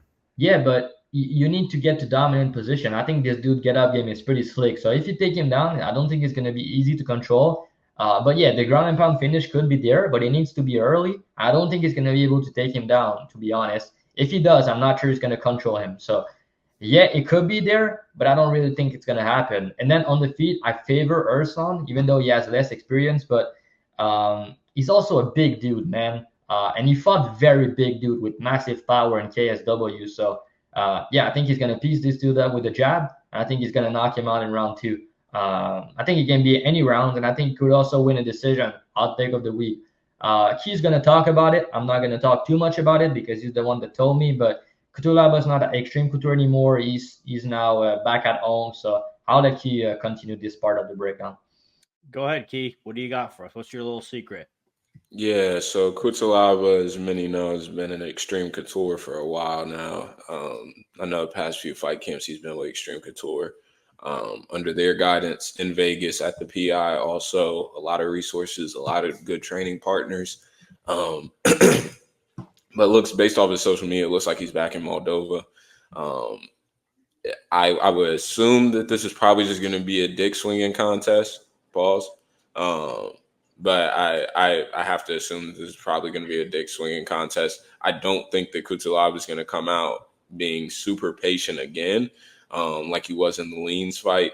In the Leans fight, I backed him at I think it was like plus something. And he came out patient, got leg kicked early, and then from there just went to shit. Guy's 1-5 in his last, 1-4 in his last 5. I definitely getting his walking papers if he loses here. Erslan has an educated jab. I do like his jab. He's patient. I was expecting him to be an 8, and he really just wasn't. Super patient, tried to find his shots. I thought that he looked pretty decent. On the Cutelaba side, I think that Erslan has actually seen a lot of guys of this archetype, whereas I don't think that Cutelaba has. Cutelaba has faced some definitely physical guys, but not guys who are just gunslingers like Erslan. Whenever Erslan goes, he goes. So this will be very interesting, a very good fight. I think this is a sneaky banger, low key. I know that people are just tired of the Cutelaba experience, it seems, and I'm sure Dana is about to be. But this is going to be a fun fight. Let's see if Cutelaba is able to get off the early wrestling, some ground and pound. But Erslan is physical. I think he's going to be able to match his physicality to some extent. But we'll see, and we'll find out who truly has the better doctor, because we know that Erslan is at ATT. And we know that the doctors are elite over there. So this is going to be a very fun fight. I can't blame anybody on unders. Can't blame anybody on dog money on either side. Going to be a banger. All right. Let's go on to this next fight. Next fight here is Ziam versus Matt Frevola. Ziam is 27, 6'1", with a 75-inch reach. He's 15-4. Matt Frevola, 11-4-1, 34, 5'9", 71-inch reach. Line on these two gentlemen, Frevola is anywhere from plus 105 to minus 110. Ziam is minus 125 to minus 110. I mean, this line flipped. Frevola opened as a pretty big favorite. I think not a big favorite. I'm sorry, a slight favorite, I guess they call it, minus 150-ish, and now he's a dog. So that's pretty interesting there. For me, I don't know. At first, I was looking to get on a Frevola bet. I kind of bet. I liked him here. I don't think his wrestling. At first, before tapes, I kind of looked into his wrestling. I was like, we watched Ziam just get wrestled by Claudio Puelles, but and won a split decision that I thought Puelles won. But I mean, that's also because I had money on him, so I could be completely wrong. I don't think Frevola's wrestling is going to matter as much here. I think his striking will be a little bit better for this fight, but I don't know. After watching tapes, Ziam, if he gets the striking going, he's got that classic, what is it? What do they call that French kickboxing style that they use, Drav? I don't even know. There's a name for that, but I know what you're talking about. He has that. Well, either way, he has that type of style. And I think that Frevola kind of is like a hurricane. He's looking to get you in the pocket so he can start swinging. And I don't think Ziam will meet him there. I think Ziam will probably sit on his back foot, pump the jab, get the leg kicks in, and kind of point box him to a win here. So personally, I'm pass here, but I guess if I had to make a pick, I'll probably take Ziam to win. What do you think, Drav? I think you're wrong. Okay. I think Shocker. What do you got for us? I think Frevola is going to win this steamroller, they call him. I think that's a good matchup for him. Yes, Ziam is technical with the kickboxing on the outside, but which fight have we ever seen Frevola trying to kickbox with people at distance? Just not his style, So I think that Frevola is going to get in the inside. And I think he's going to touch this guy up with the boxing. Man, I think the difference in power and physicality is huge. Let's not forget, 2 fights ago, Frevola put out Drew Dober, It was a very good performance there, and he's just a dog, Even if he gets hurt, he's going to be very hard to finish. I know BSD and McKinney finish him, but it is what it is. It happened with McKinney fight. He also finished Ziam pretty easily in the grappling.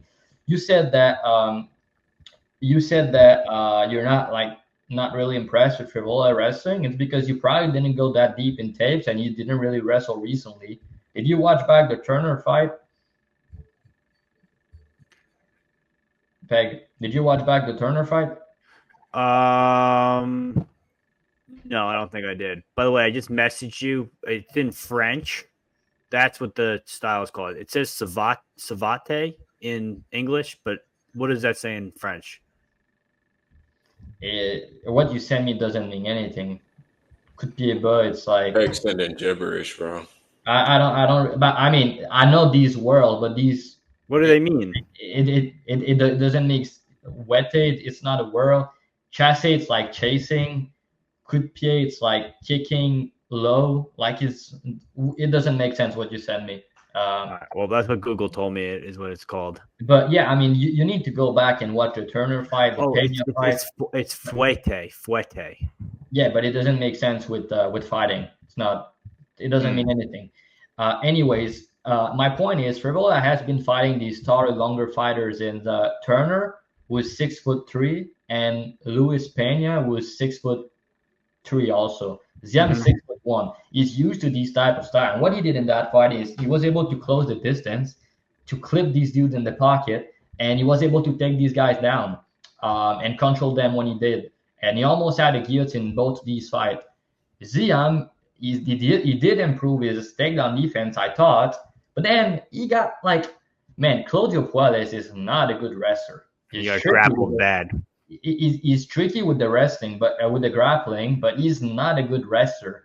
The fight was at high altitude. Puelles is A, a quitter, and B, a gasser, right? He was able to take this guy down in round 3, and Ziam trying to pull guillotine on this dude. The fight IQ is not there. What is he doing? And Puelles is able to get top time, and he almost won that fight with top time. Claudio Puelles almost won against him at high altitude in Mexico. I agree. I thought he won. So it's a terrible look, man. And I mean, Frevola wrestling is way better than Puelles. If Puelles and Frevola fight, you would smoke him. Not even close. Frevola has problem when he's facing big hitter, which is not fair as Ziam. Like you said, good kickboxer on the outside, good technical striker, and he's looking to win decisions. I know he said in an interview that he wants to kill, he wants to finish and stuff like that, but I just don't see it in his style. He has a good head kick. He could hurt Frevola. That's possible. He's been hurt in a lot of fights, but Benoit Saint Denis head kick. Yeah, but by the way, Ziam did train with BSD a little bit for this camp. He asked for help for the Frevola fight, but I mean, Frevola and BSD fight lasted like 2 minutes. I don't think there's much to take from this one, but Frevola was able to take BSD down. He's gonna take Ziam down, and he's able to take Turner down. Pena was a way better wrestler and has, I think, a wrestling background. Ziam's going to get taken down here. And I like what I heard in Frevola interviews. He's like, I'm going to teach this French boy how to wrestle. So I like that. The difference in strength, I think it's in trench. I don't know how to say it in English. My English sucks today. But anyways, he's going to be way stronger than Ziam is what I mean to say. And Ziam, when he fought against McKinney, when he was getting choked out, what is he doing? He's not even trying to fight the ends. That was a terrible look. I think his grappling improved, like I said, but man, Frevola knows the game plan here.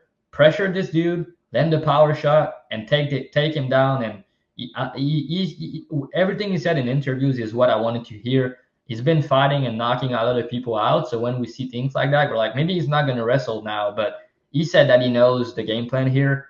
Even though he's the one traveling and fighting in Paris, people love Frevola. I think the people in France love Frevola more than they love Ziam. I've listened to they always do countdown in French for the Paris events, and the people in the comments for this fight are like, boys, we need to support Ziam. I know Frevola is a cool dude, but come on, let's stop it a little bit. They need to tell them.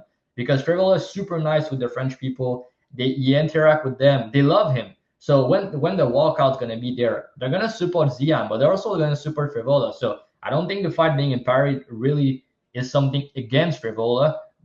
He wants to be there. He asked to be there. So, yeah. And, I mean, he fought the better people. Drew Dorber, BSD, McKinney, they both fought. But he fought Sarukian, Turner back in the day. I think Frevola has way more finishing upside than Ziam. Ziam could catch him. Like I said, his chin is not very good. He's the younger fighter. He's taller. But the fact that he's taller and longer like that, I don't think Frevola is going to struggle with that. I think he's going to kick the legs, and I think he's live to knock him out. McKinney fight, right? It went right away to the right away. It was a 7-second knockout, the fastest in history. It was kind of bullshit. No, I'm talking about Ziam, right? It went right away on the ground, and he didn't fight the ends. Bad look, right? But he didn't get hit by McKinney, right? That's what I meant to say. And then look the other guys Ziam has fought in the UFC: Perez, Herberts, Figlak, Vendramini, and Malarkey, and Don Madge. He never fought someone who hit hard like Frevola. I think he's going to be surprised of the power, and I think Frevola can just take this guy down. And if Ziam trying to get back up, I think Frevola is live to pull a guillotine here also. So I think he could win by KO. I think he could win by sub, and I also favor him if the fight go all 15 minutes. And Ziam has some mean KO upside here, just because Frevola get hurt and drop a lot. But more often than not, his path to victory is probably a close 29-28 decision. But after seeing Puelles taking him down 9 times and him making a lot of mistakes, I have to assume that Frevola know the game plan here and is going to come here trying to wrestle, trying to knock this guy out and trying to pressure him. So, yeah, man, I like Frevola here, and I think he should be the favorite. All right. I didn't know that French thing too. So I'll go back and watch that Pena and Turner fight. I'll go back and watch those and see if anything changes. What do you think, Key? Yeah, I'm not high on either guy here. I think that Frevola has had sort of a funny run after McKinney knockout. Guy's obviously fallen in love with his hands. I think that the BSD fight, I wish we would have gotten to see more of that. Because I think that we were going to continue to see some interesting grappling exchanges. One, and I would have wanted to see what the fight looked like on the feet, truly. So yeah, I think Frevola is the side, but I do think that Ziam is pretty good. I would think that Ziam is probably making improvements in the defensive grappling department. But it's going to be interesting to see how Frevola mixes the martial arts here. Because if he comes in just strictly looking to box, I think that this is going to get pretty interesting. But this will be I think it'll be relatively one of the most fun fights that you're going to get out of Ziam. But having Ziam and Gomis on the same card should probably require jail time for Sean Shelby, McMahon, or Dana. Somebody has to go to jail for this. Because it's just ugly decisions. But yeah, pass fight for me. All right. Let's go look at our next one. Where is this? Jav, I'm going to let you do the I'm going to pull the names up for you. I'm going to let you do it because I hate this guy's last name. It's Morgan Charriere.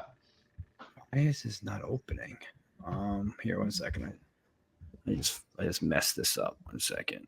Yeah, you're good. It's Morgan Charriere versus Gabriel Miranda. It's my fucking boy, Draw. That's my boy. Go ahead. Take us away. What do you got? Time.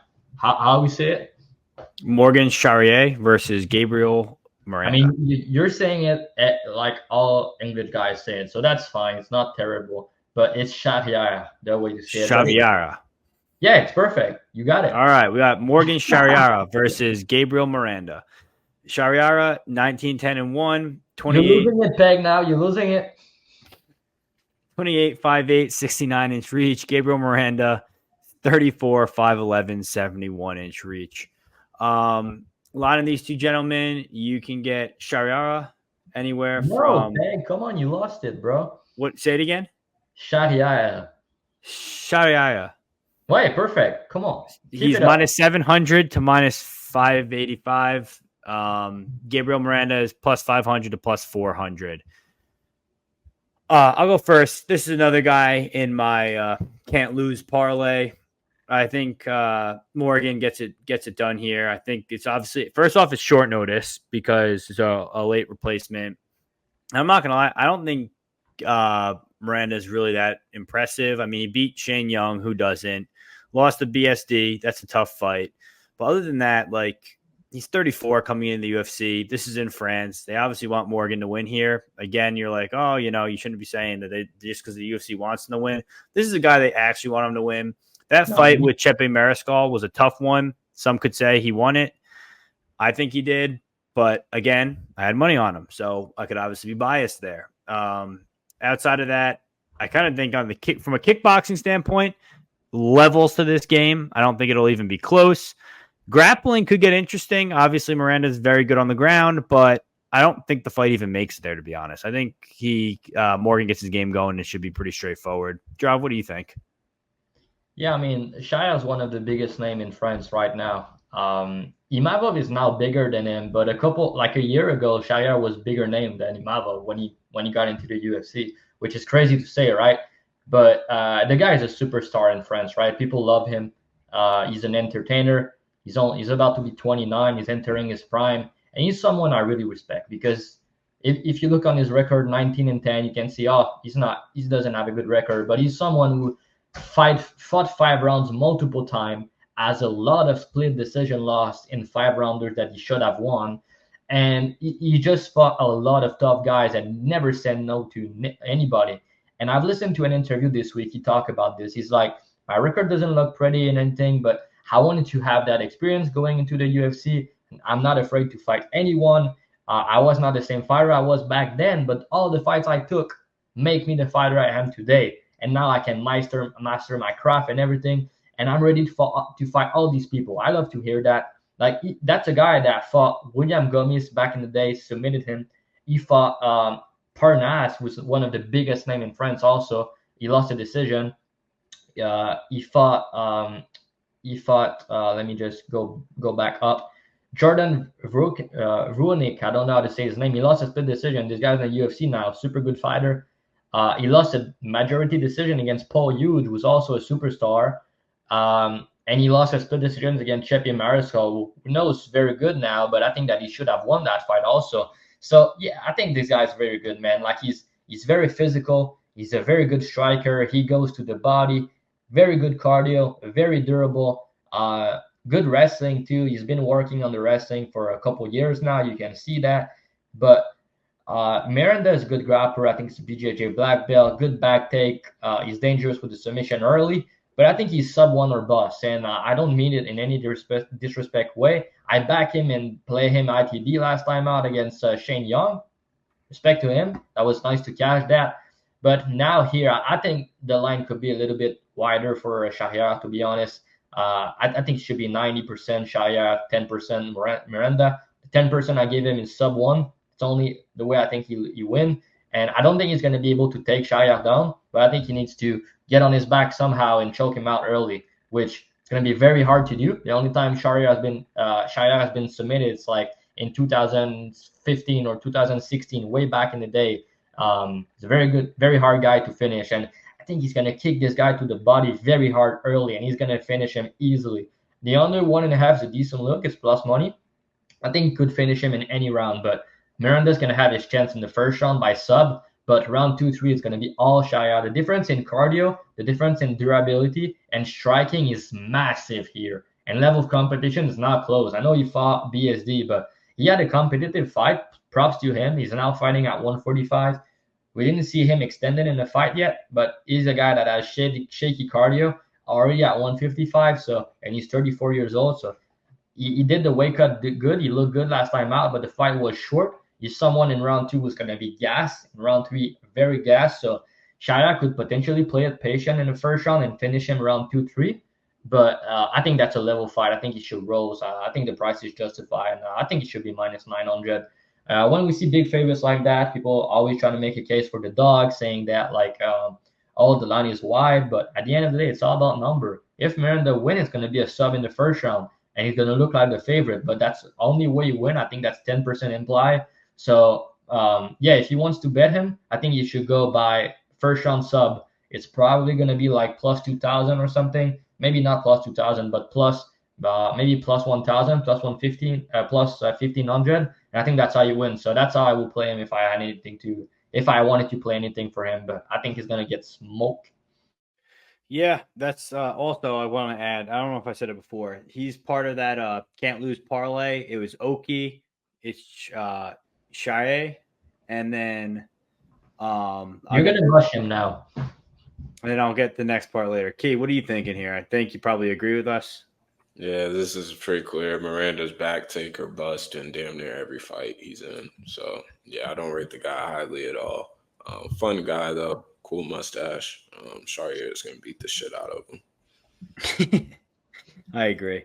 All right. Next fight is Kevin Jousset versus Brian Battle. Kevin Jousset is 31, 6'2", 75-inch reach out of City Kickboxing versus Brian Battle, 10-2, 30 years old, 6'1", 77-inch reach. Looking at these two guys, you can get right now Brian Battle anywhere from minus 175 to minus 160. You get Jousset anywhere from plus 150 to plus 135.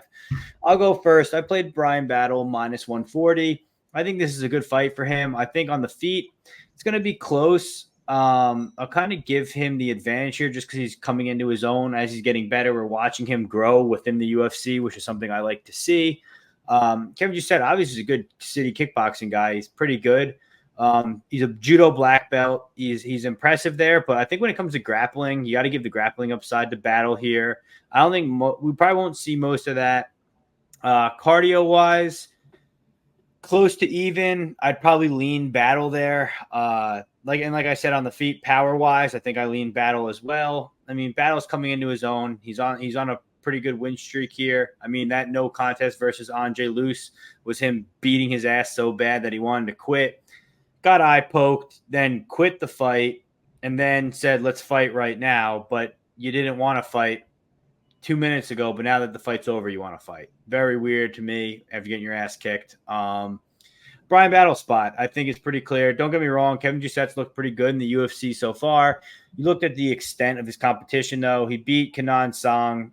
Kind of everyone's beating him at this rate. Kiefer Crosby, bum. And then all these Hex fights, they're a decent organization, but I don't really raise them too high. I don't know. I think Brian Battle is going to look good here. I think this is one of those fights. Like, he fights in North Carolina. He comes out being a star. I think he's one of the guys they're trying to build up. And like I said, talking about UFC experience, coming through the Ultimate Fighter, then coming out fighting Sato. That fight against Rinat showed how deep he can dig.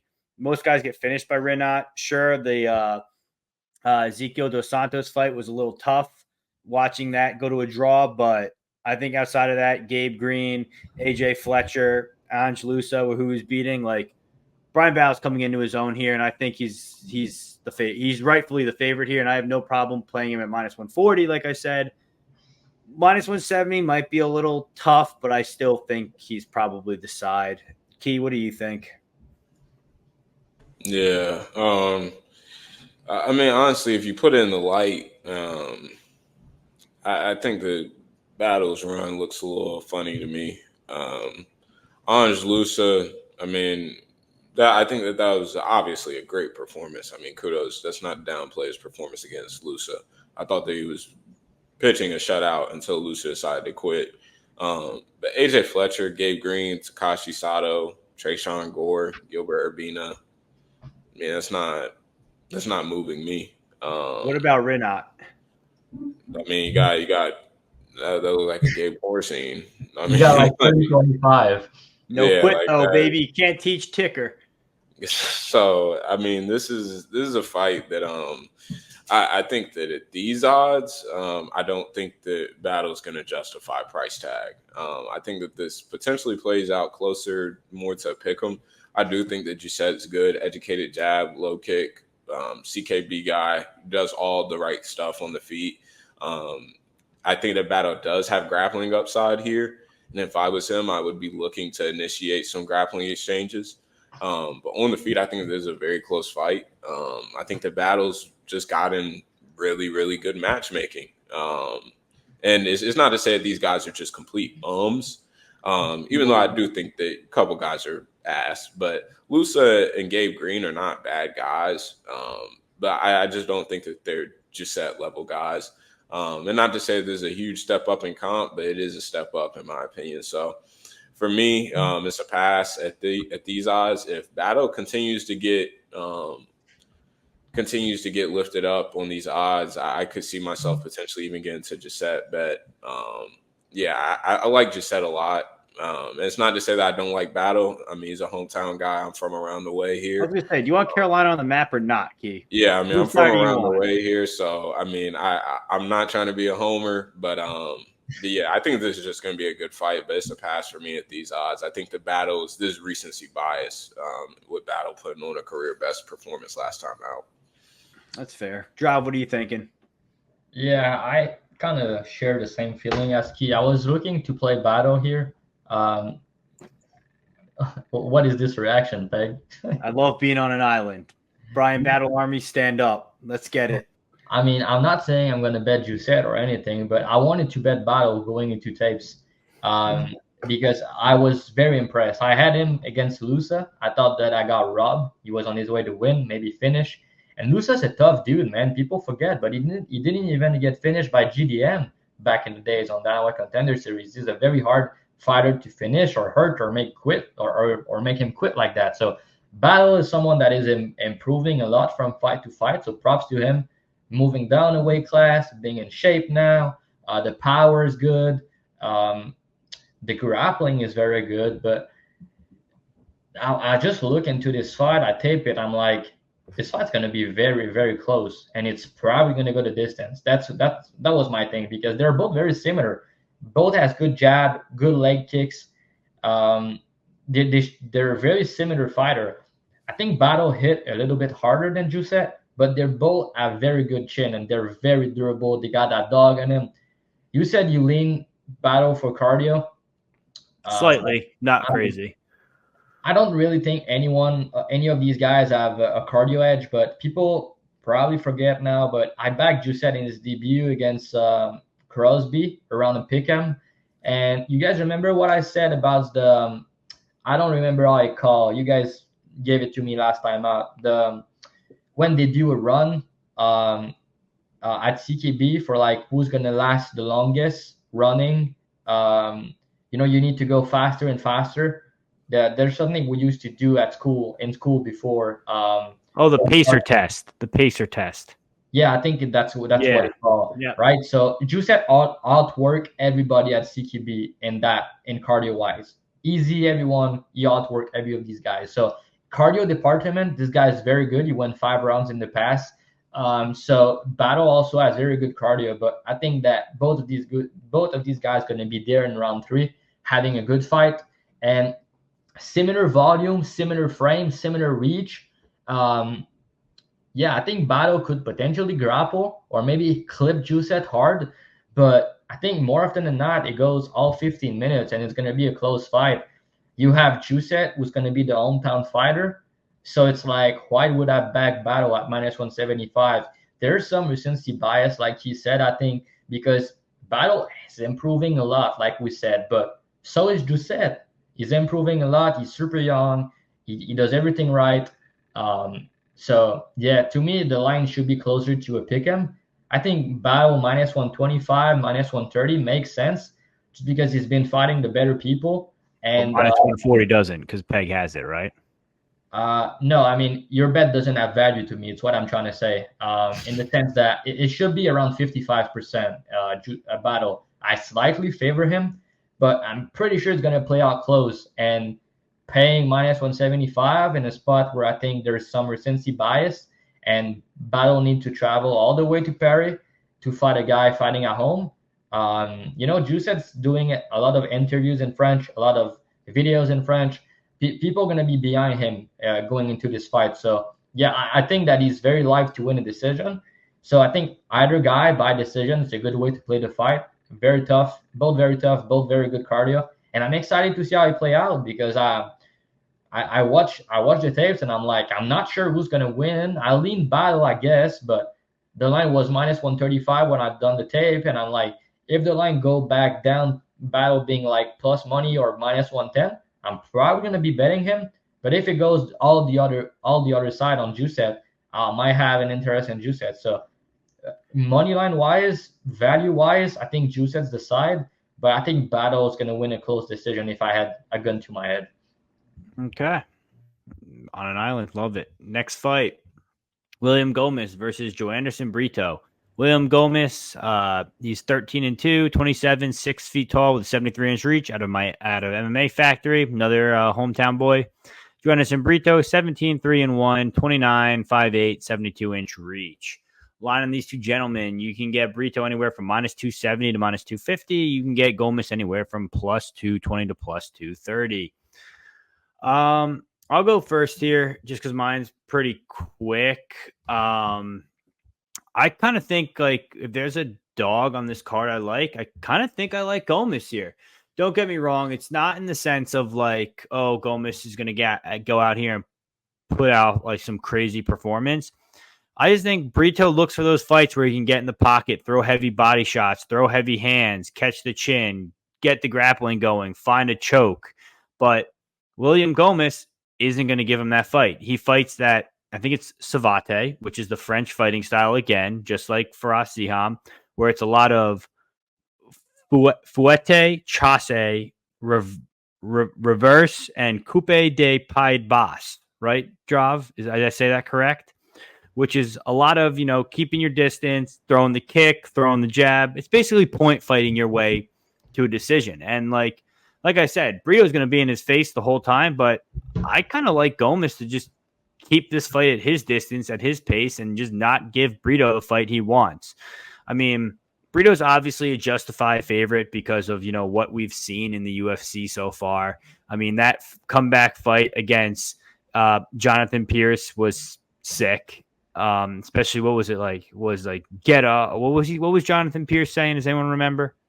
Get up and do something, boy. Yeah, get up and do something, boy. That is like instant karma with the ninja choke. The leg kicks that were nasty to Jack Shore. Do I think it should have been stopped? No. But that cut was deep, and that's how heavy he throws his leg kicks, which will be live here against Gomis. I think that will help him here. Weston Wilson KO, not impressive. Lucas Alexander sub, I think that's relatively impressive. Andre Fili KO. So Brito's, putting in that work and finishing guys that are, relatively decent opponents. But Gomis is one of those guys that like Francis Marshall, that's impressive. It was all these fights are relatively close, but like Gomis he's 27 years old and he's got what? How many fights in the UFC? Let's take a look. In the UFC, he's what? 3-0, so he's got like a pretty good amount of fights, and like I think he's only getting better. And I just don't think he's going to give Brito the fight that Brito is going to want here. And I kind of think he's a live dog, so I'm going to take William Gomis to win by decision. What do you think, Key? Yeah, I'm not gonna lie, that was a really sharp look from Peg there. I tend to agree here with Peg a little bit.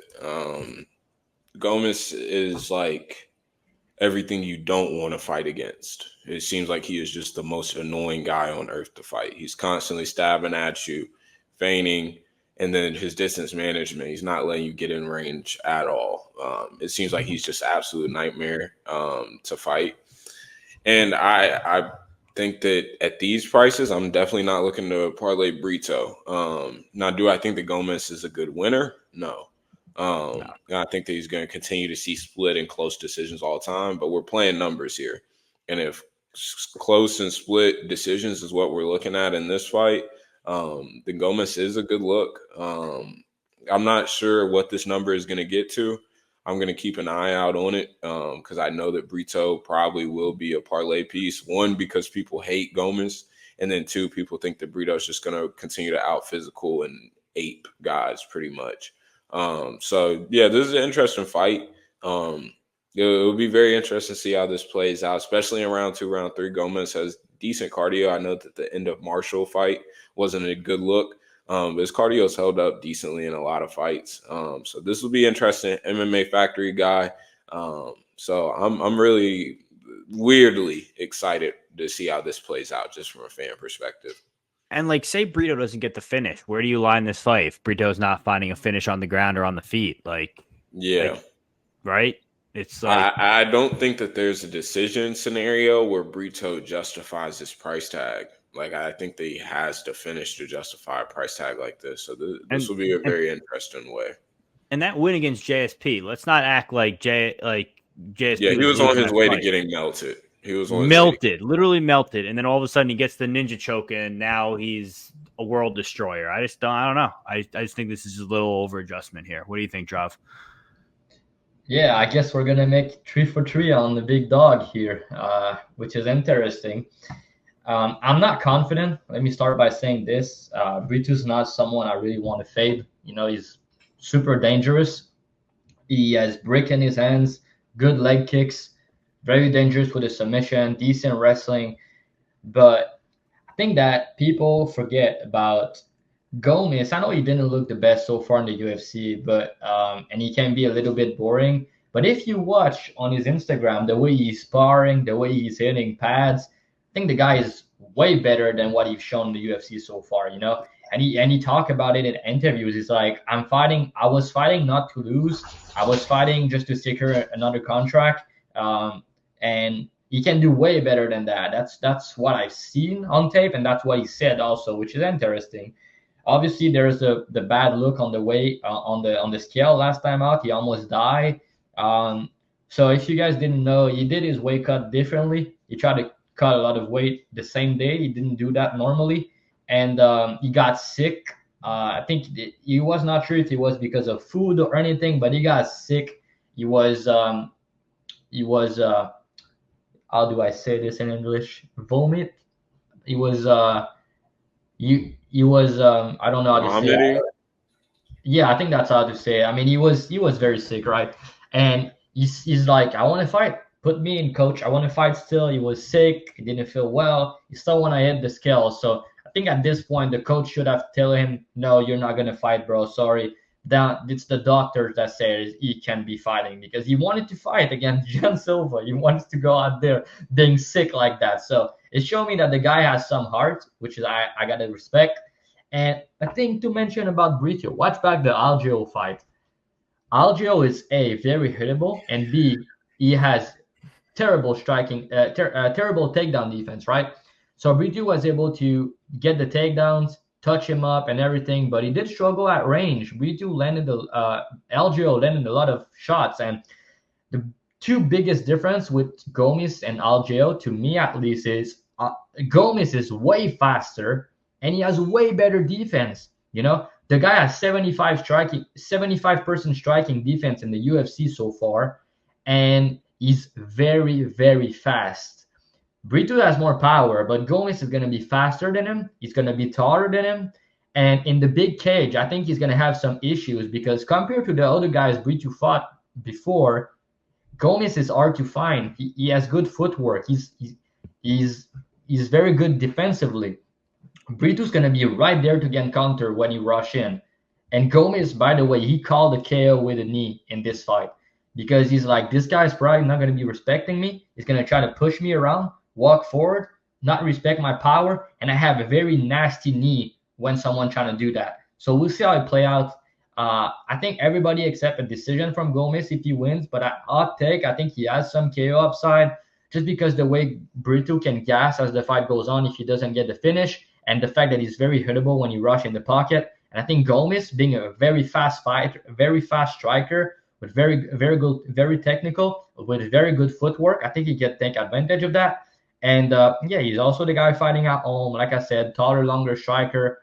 The big cage, I think, is way better for him here with his style. I think Brito's style is way better in the small cage. And I think it's going to be a minute versus moment type fight. Gomis being the minute winner, or Brito being the moment winner. His life to finish him, right? His life to crack him. We've seen Gomis getting cracked before. And if Brito get on top, I think his life for a sub. But I think if you go the distance, I think Gomis is probably going to be winning the fight. And probably style on him.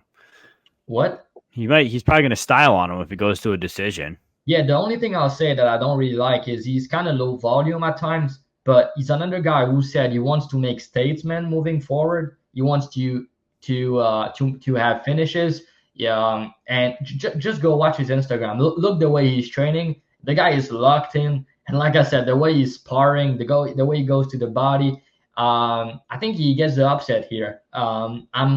Brito's a guy I'm not rushing to fade, so I'm just waiting on the price. But if you want to bet Brito, why are you not betting the under 2.5? It's plus 100. I think one of these lines doesn't make sense. If Brito doesn't finish, he's not going to cover the price. So if you like him to finish more often than not, right? Because he does have more finishing upside. He did fight the better people. And I know why people would like him this week, but it's not a guy that I'm willing to pay minus 275 on against, Brito didn't really fight people like that. He fought wrestler. He fought guys with the guy who was similar than Gomis that he fought is Algio. He lost. I know that he improved since then, but yeah, I think Gomis is gonna get the upset here. I don't have a bet yet. I'm waiting to see where the price goes, and I'll see what I do. But he's a very live underdog, and he's plus 230 right now. I agree, and I think any price over plus 200 looks pretty good.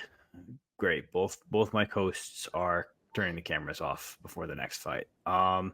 Next fight, Nasruddin Imavov versus Brendan Allen. Nasruddin Imavov 14-4, 28, 185, 6'3 with a 75-inch reach. Also a hometown fight. Brendan Allen 24-5, 28, 6'2 with a 75-inch reach out of Killcliff. Line of these two gentlemen come in a little bit. Allen's anywhere from plus 180 to plus 200. Imavov is anywhere from minus 210 to minus 230. Drav, I'm going to have you go first. Do we think Brendan Allen gets his back take game going here and can use some of his cardio to find the win here? Or do we think Imavov is just going to be too fast on the feet and find a finish? It's kind of a weird fight for me. At first, I was very confident in Imavov. He's my boy, been backing him a long time. But I used to back him at pick and price tag. That's kind of the thing for me. I had a big bet, 10-unit bet back in the day against Buckley, minus 250. But I normally don't lay this type of price on him. Let me just check my history in the last year and a half. I had him at minus 125 against Curtis. Bullshit. He was on his way to win. Minus 160 against Dolidze. Minus 115 against Cannonier. So now you're telling me he's minus 250 here in a fight I think is harder than the guys I mentioned. I don't see it, because Allen is, the guy is a legit fighter. He's a very good record in the UFC. He's not going to be easy to beat. At first, in the Curtis fight, I bet Curtis there. I had Curtis winning watching live. But on rewatch, I think that Allen won the fight round 3, 4, 5. Round 1, 3, and 5. Sorry. But round 3, 4, 5 was very competitive. And Curtis kind of, shit the bed in the 5th round and lose himself the fight. He got injured. But shit happened, he was on his way to win. Bad look and Allen in round 5 in that fight. But he's a very good grappler, obviously. Very good back take. Very good with the rear naked choke. That's his move. But striking's improving. He looked good last time out in the striking. He used his tools more. The guy is 12-2 in the UFC with 8 finishes. That's very impressive, man. We don't see a plus 200 next to that very often in the UFC. Rank to rank fighter, rank versus rank fighter. The thing I don't like about him is he get hurt way too much when I watch him, right? He get hurt in almost every fight. He got hurt 2 times against Curtis. He got hurt against Bruno Silva. These guys hit hard, right? But the difference here is I think Imavov is going to be way faster than him. I think that's going to be a big difference. The speed advantage that he has, the in and out movements, the big cage. And Allen normally loves to clinch. And Imavov clinch game is nasty with the elbows, with the knee. I think Allen might be surprised here and get caught with something. I think that Imavov is more durable, the two. I think, like I said, he's faster. We've seen him having trouble and make mistakes in the grappling in the past, Phil's fight, for example. But he's been working on that. He's been improving. So I think he's going to hurt Allen at some point here and potentially knock him out. But if he doesn't knock him out, I think the price is wide, though, because Allen, he's someone that is going to fight for your money if he doesn't get knocked out. Grappling upside. I think he he could have some success on the feet, but Imavov just a way better striker and this faster guy, more durable.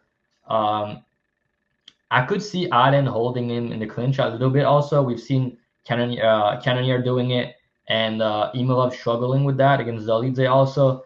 But yeah, both guys are 28 years old with a similar frame. But Allen's more experienced and he's plus 180, plus 190. So I'm not really willing to pay the price on Imavov, but I think you win. And the KO prop is going to be interesting because the under 2.5 is plus 160. So I have to assume they're going to give some submission upside to Allen. So we're probably going to get like plus 275, plus 300 on Imavov KO. And if that's the case, I'm going to be betting that. So, yeah, I think he's going to win. if it go to distance, I think it's going to be a 29-28 decision, but I do think he still win. But yeah, let's not act like Allen doesn't have a path here. The guy is obviously very good, 12-2 in the UFC, like I said, and he's only 28, entering his prime, and that's his time to shine. But he didn't want to fight in Paris, and he needs to take this fight here. Imavov is a hometown fighter. People love him. He's the A side, and I said that Charriere is one of the bigger name on this Paris card, but Imavov has more follower than him now. He's one of the big guy, and he's number 3 in the world or something. Now he's title contention. He's been improving a lot recently since he's switched camp. It's not an MMA factory anymore. I think that's good for him. He gained some size, which is going to be a good. But I just didn't like how he looked after like a round against Cannonier. He looked like gas. The body language was not good in the corner. And then he came back and he looked good. So props to him. But yeah, I like Imavov here, but I don't really like the price. I know Key think you got a way better number than the current price. So props to you. But I wouldn't be willing to pay minus 2xx here personally. Yeah, and I agree with you. You watch Allen's last 2 fights, he's been getting clipped a little bit. Don't get me wrong, he hasn't been getting finished, but he's definitely been getting clipped. I think Imavov's live for a KO here. That's the only way I'd play it. Like you said, Job, I think you were absolutely right. I don't really see minus what I say, minus 210, minus 225. I'm not dropped a little bit. I almost bet Allen when he was plus 205, but I ended up passing. But yeah, I like you said, I think the money line side, I guess Allen makes sense, but I mean, we're watching him. Curtis kind of cracked him a little bit.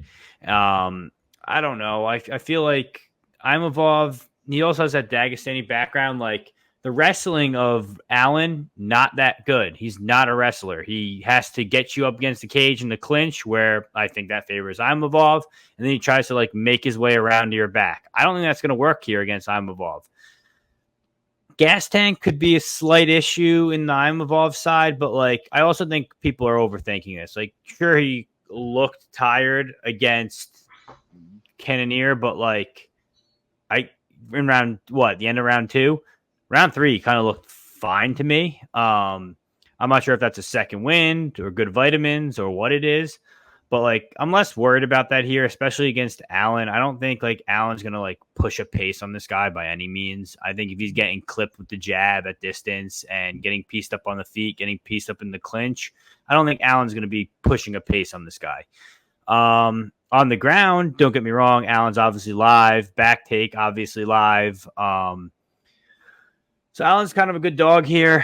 But like you said, if we get a good money on Imavov by KO, we've been watching Allen get rocked and hurt. Like Imavov could easily either knock him down and go for a ground and pound finish like he did Cannonier, or he could knock him out on the feet. Like I think this is just like, I think if the commercial books go out of line and give us a good line on Imavov, I think Imavov's live for a KO. What do you think, Key? Yeah, I think that Imavov's going to put on an absolute show. I got minus 150. That's what guys in the Discord and Dub Club also got, all the way till minus 200. Yeah, I think there's a clear spot. There's a reason why Allen, I don't know if anybody remembers, but Allen was declining this fight initially, saying that he refuses to go to Paris. Didn't want to go to enemy territory, but money talks. I'm assuming the UFC gave him a better deal. And so he's taking this fight. I think that this is a terrible matchup for Allen, personally. I think Imavov matches the physicality. And I think on the feet, this isn't really a fight. If we take a look at Allen's run, I know that 12-2 at the UFC level is great. I think that he's had a great UFC career. But Chris Curtis, I think they lost that fight. But I will say that that's a solid performance for sticking tough in that fight. Because I think that Curtis possibly could have gotten him out of there a couple times. And Allen just got outright bombed multiple times in that fight. Paul Craig is harmless if you're a competent grappler. Bruno Silva fight, he got bonked himself first and then ended up finding a club and sub. Andre Muniz, harmless if you can breathe for longer than 5 minutes and can grapple. Christoph Jotko, harmless if you have a violent bone in your body. Jacob Malkoon, if you're a competent grappler and decent striking, you're going to win. Sam Alvey. Nah, Malcolm's a good win, bro. Malcolm's a good win, but for Brendan Allen's style, I don't think that that's a tough matchup for him personally. Sam Alvey, I think that I'd line Peg minus 200 against Sam Alvey tomorrow. So this isn't some insane title run that he's on right now. Like, this guy is not beating a lot of top 15 guys, top 15 level guys, in my opinion. Imavov, on the other hand, I think that this guy's getting better and better right in front of our eyes. I think the Sean Strickland fight was exactly what he needed. And since then, we've just seen insane leveling up. Chris Curtis fight was on his way to pitching a shutout. Delize pitched a shutout, in my opinion. Willingly grappled in some spots that I didn't like, which does have me concerned here, because I don't think that he should willingly grapple here.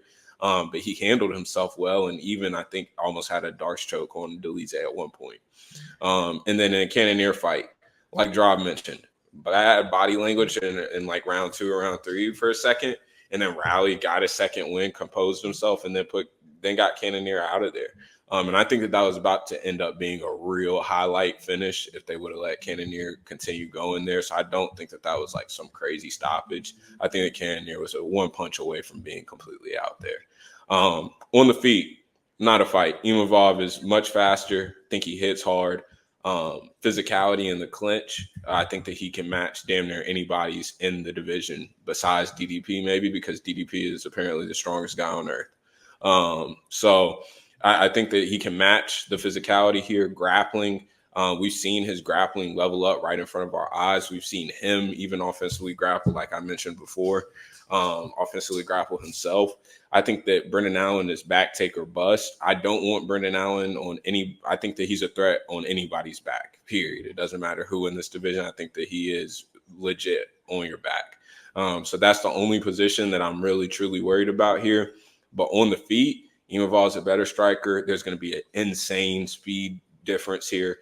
And this being a 3-round fight, also help, in my opinion, is definitely a nice boost for Imavov. He's fought three out of his last 4 have been 5-rounders. He's handled himself well in all of them besides Strickland, which I think, like I mentioned earlier, was a great learning lesson. I think minus 150 was more than generous. I think the minus 250 should be the real line. I really don't see – I think the Allen's back, take or bust here. In Paris, we've seen these judges be swayed by the Paris crowd. Nobody does it like UFC Paris. I know we gas up the UK crowd a lot, but UFC Paris has always been bangers every single year. And I've profited off these cards every single year. So I think that Imavov in Paris, they're not bringing Allen out to stop the hype. I think that you can throw Imavov in the title mix right now, honestly. I would love to see him and Chimaev, him or Whitaker. I think there's a lot of options after this fight, and we let the division finish itself out, a little bit longer. But I think that Imavov's a guy. I'm really, really high on this guy. I think that he's checked all the boxes. Did he have that dog in him? Is the cardio there? Those were a lot of questions that we have. That's crazy, Diddy reference. But he checks all those boxes now. Late KO. He's answered. Can he grapple defensively consistently? I mean, this guy is the goods. I think he's the goods. Give me Imavov, DDP. I will bet against DDP and watch my mortgage go again. But yeah, Imavov's the spot here. Minus 150. I'm very happy. Imavov to the top. He's also Dagestani. People forget that, but that's besides the point. Next fight. Our main event. Renato Money Moicano versus Benoit God of War Saint Denis. Moicano 19-5-1, 35, 5'11", 72-inch reach. Benoit Saint Denis 13-2, 28, 5'11", 73-inch reach.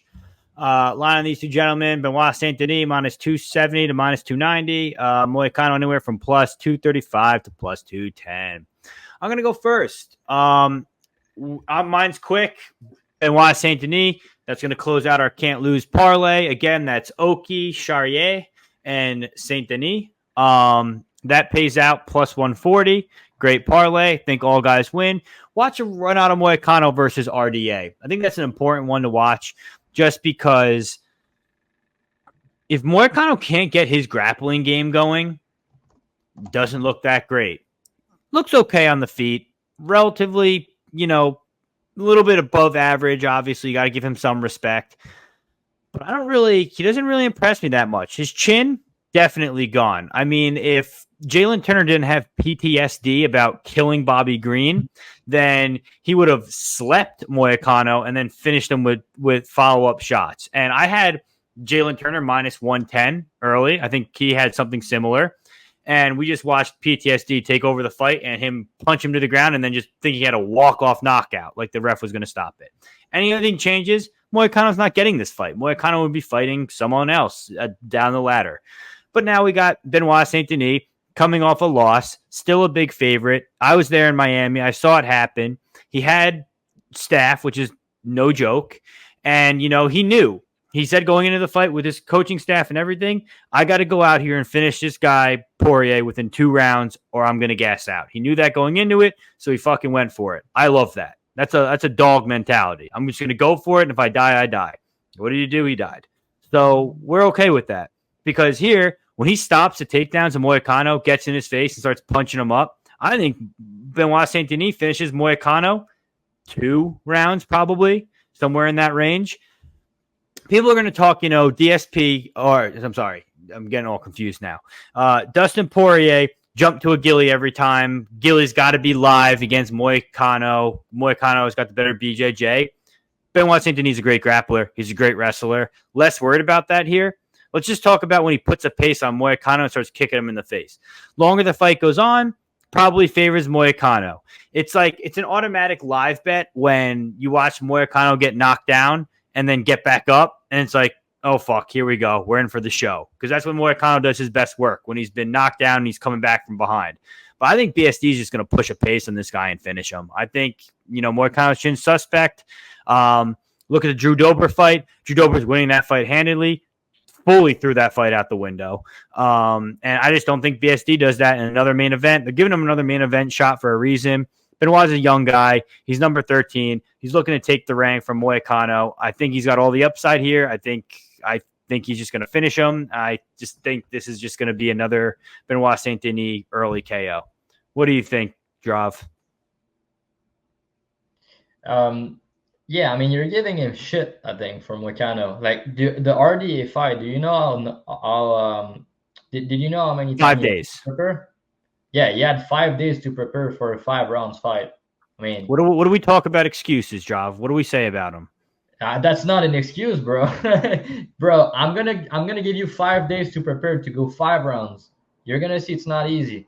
You should be ready to go 5 rounds no matter what. You went UFC, baby. You went 5 rounds and you won the 5th. Oh, congrats. You lost the whole rest of the fight. Yeah, anyways, my point is the guy has that dog in him. He's going to be there. It's not going to be easy to finish, but I'm worried about his chin. Like you said, he doesn't have a good chin, but he's a dog. So BSD is going to need to put him out. I think he can finish him with ground and pound. You also said that Dober was winning the fight easily or something. I mean, bro, it was 2-1 on 2 judges' scorecards until the 3rd round, no? What?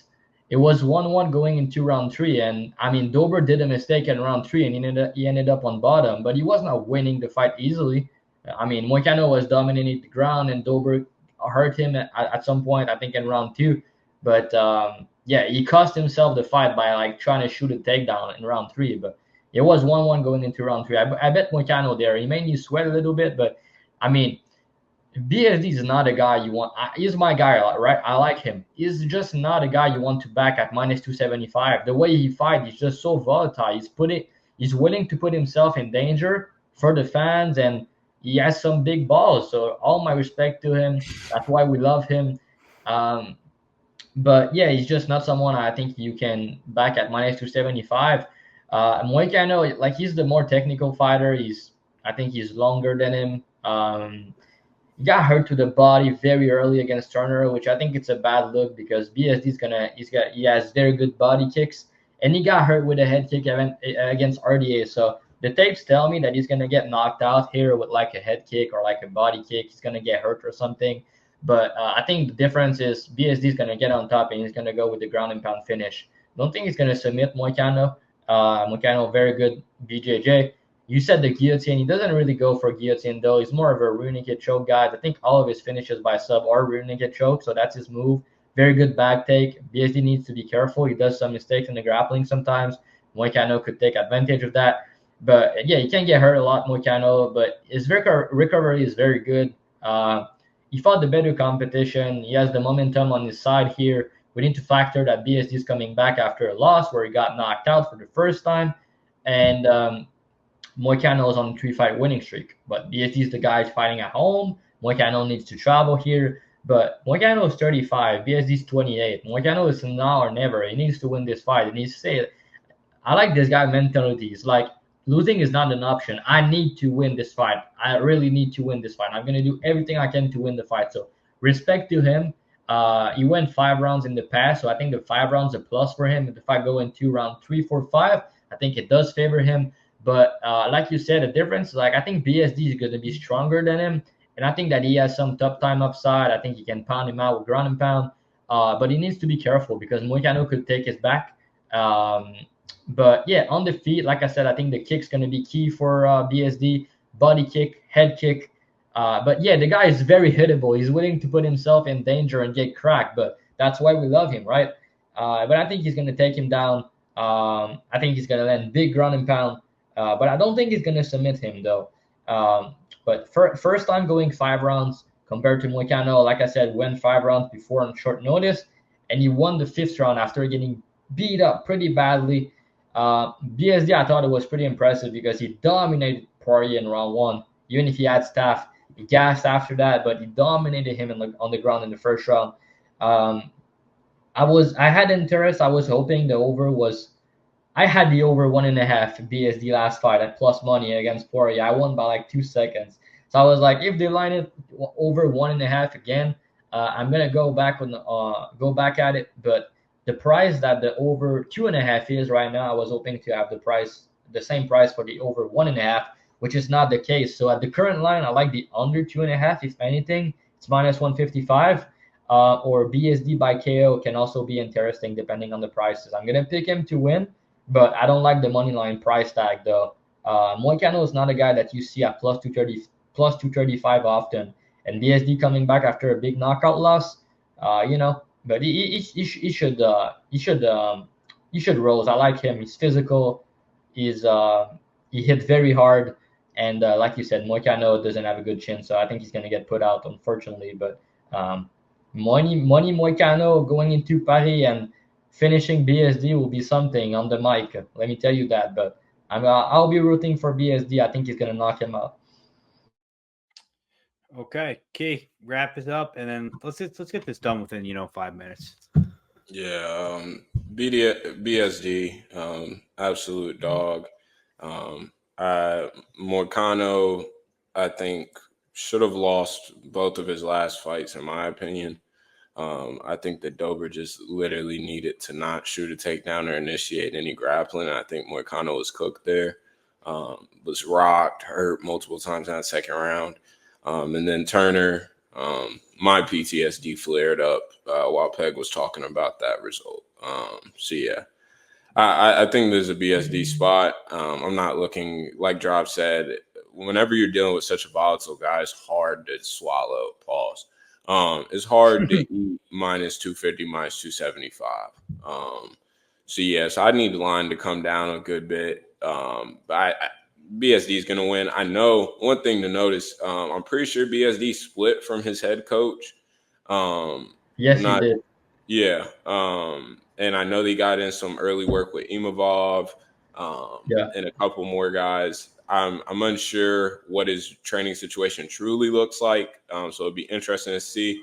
But I'm not willing to eat minus 275 on a guy coming off of his first real loss in the UFC. I'm not counting that first fight against Zheleznyakova. Yeah. Yeah. I mean, that guy is roided to the gills in that fight, especially. So yeah, first real fight in his weight class against a championship level guy.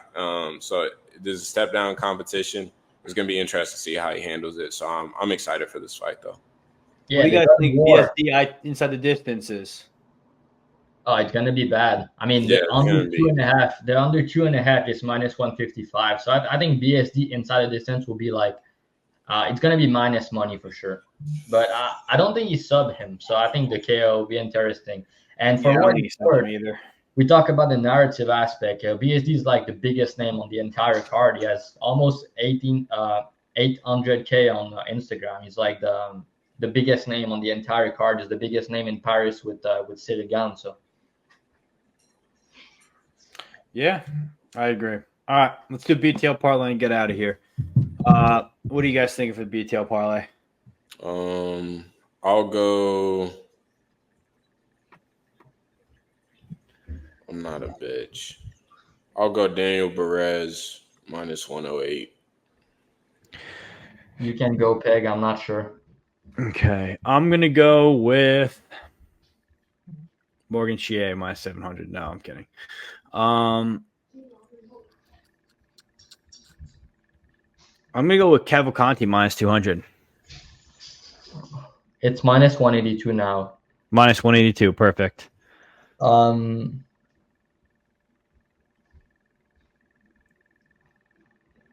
Give me the over 2.5 for Battle and Jousset -230. What's the total? Plus 380. Plus 328. Okay. Plus 328. All right. Again, that's Danny Barez, money line -108. Cavalcanti -182, money line. And over 2.5 for Battle and Jousset -230. Total plus 328.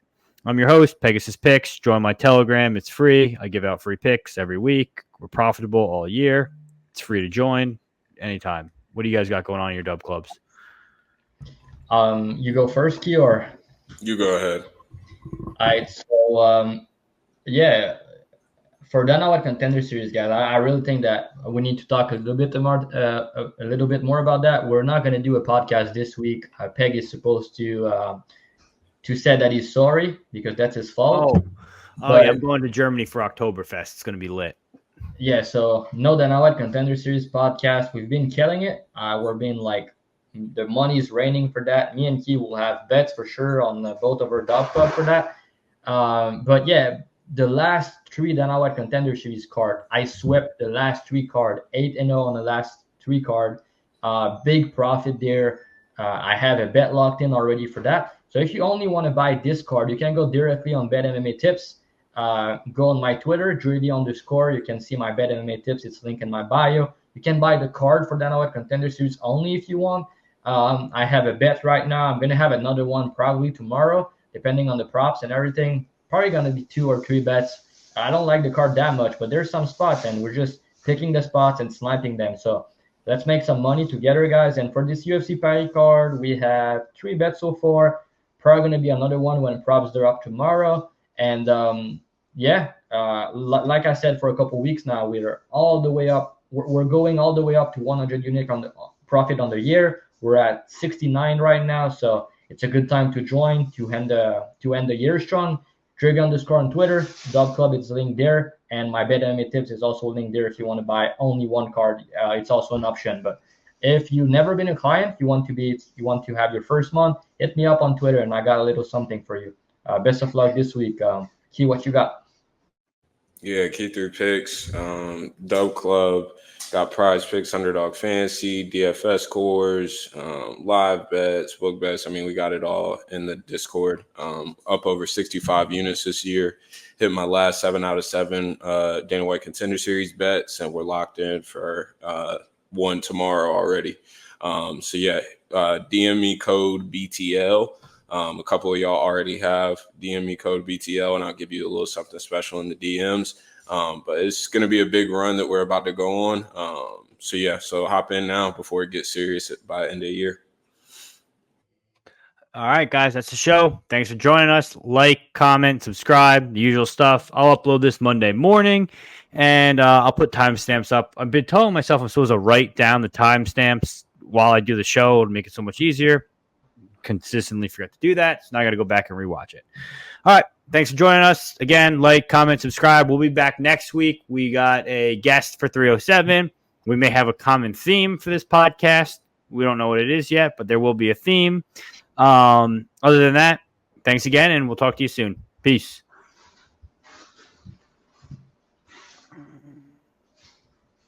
Did this stop? Nope, it did not. That's all.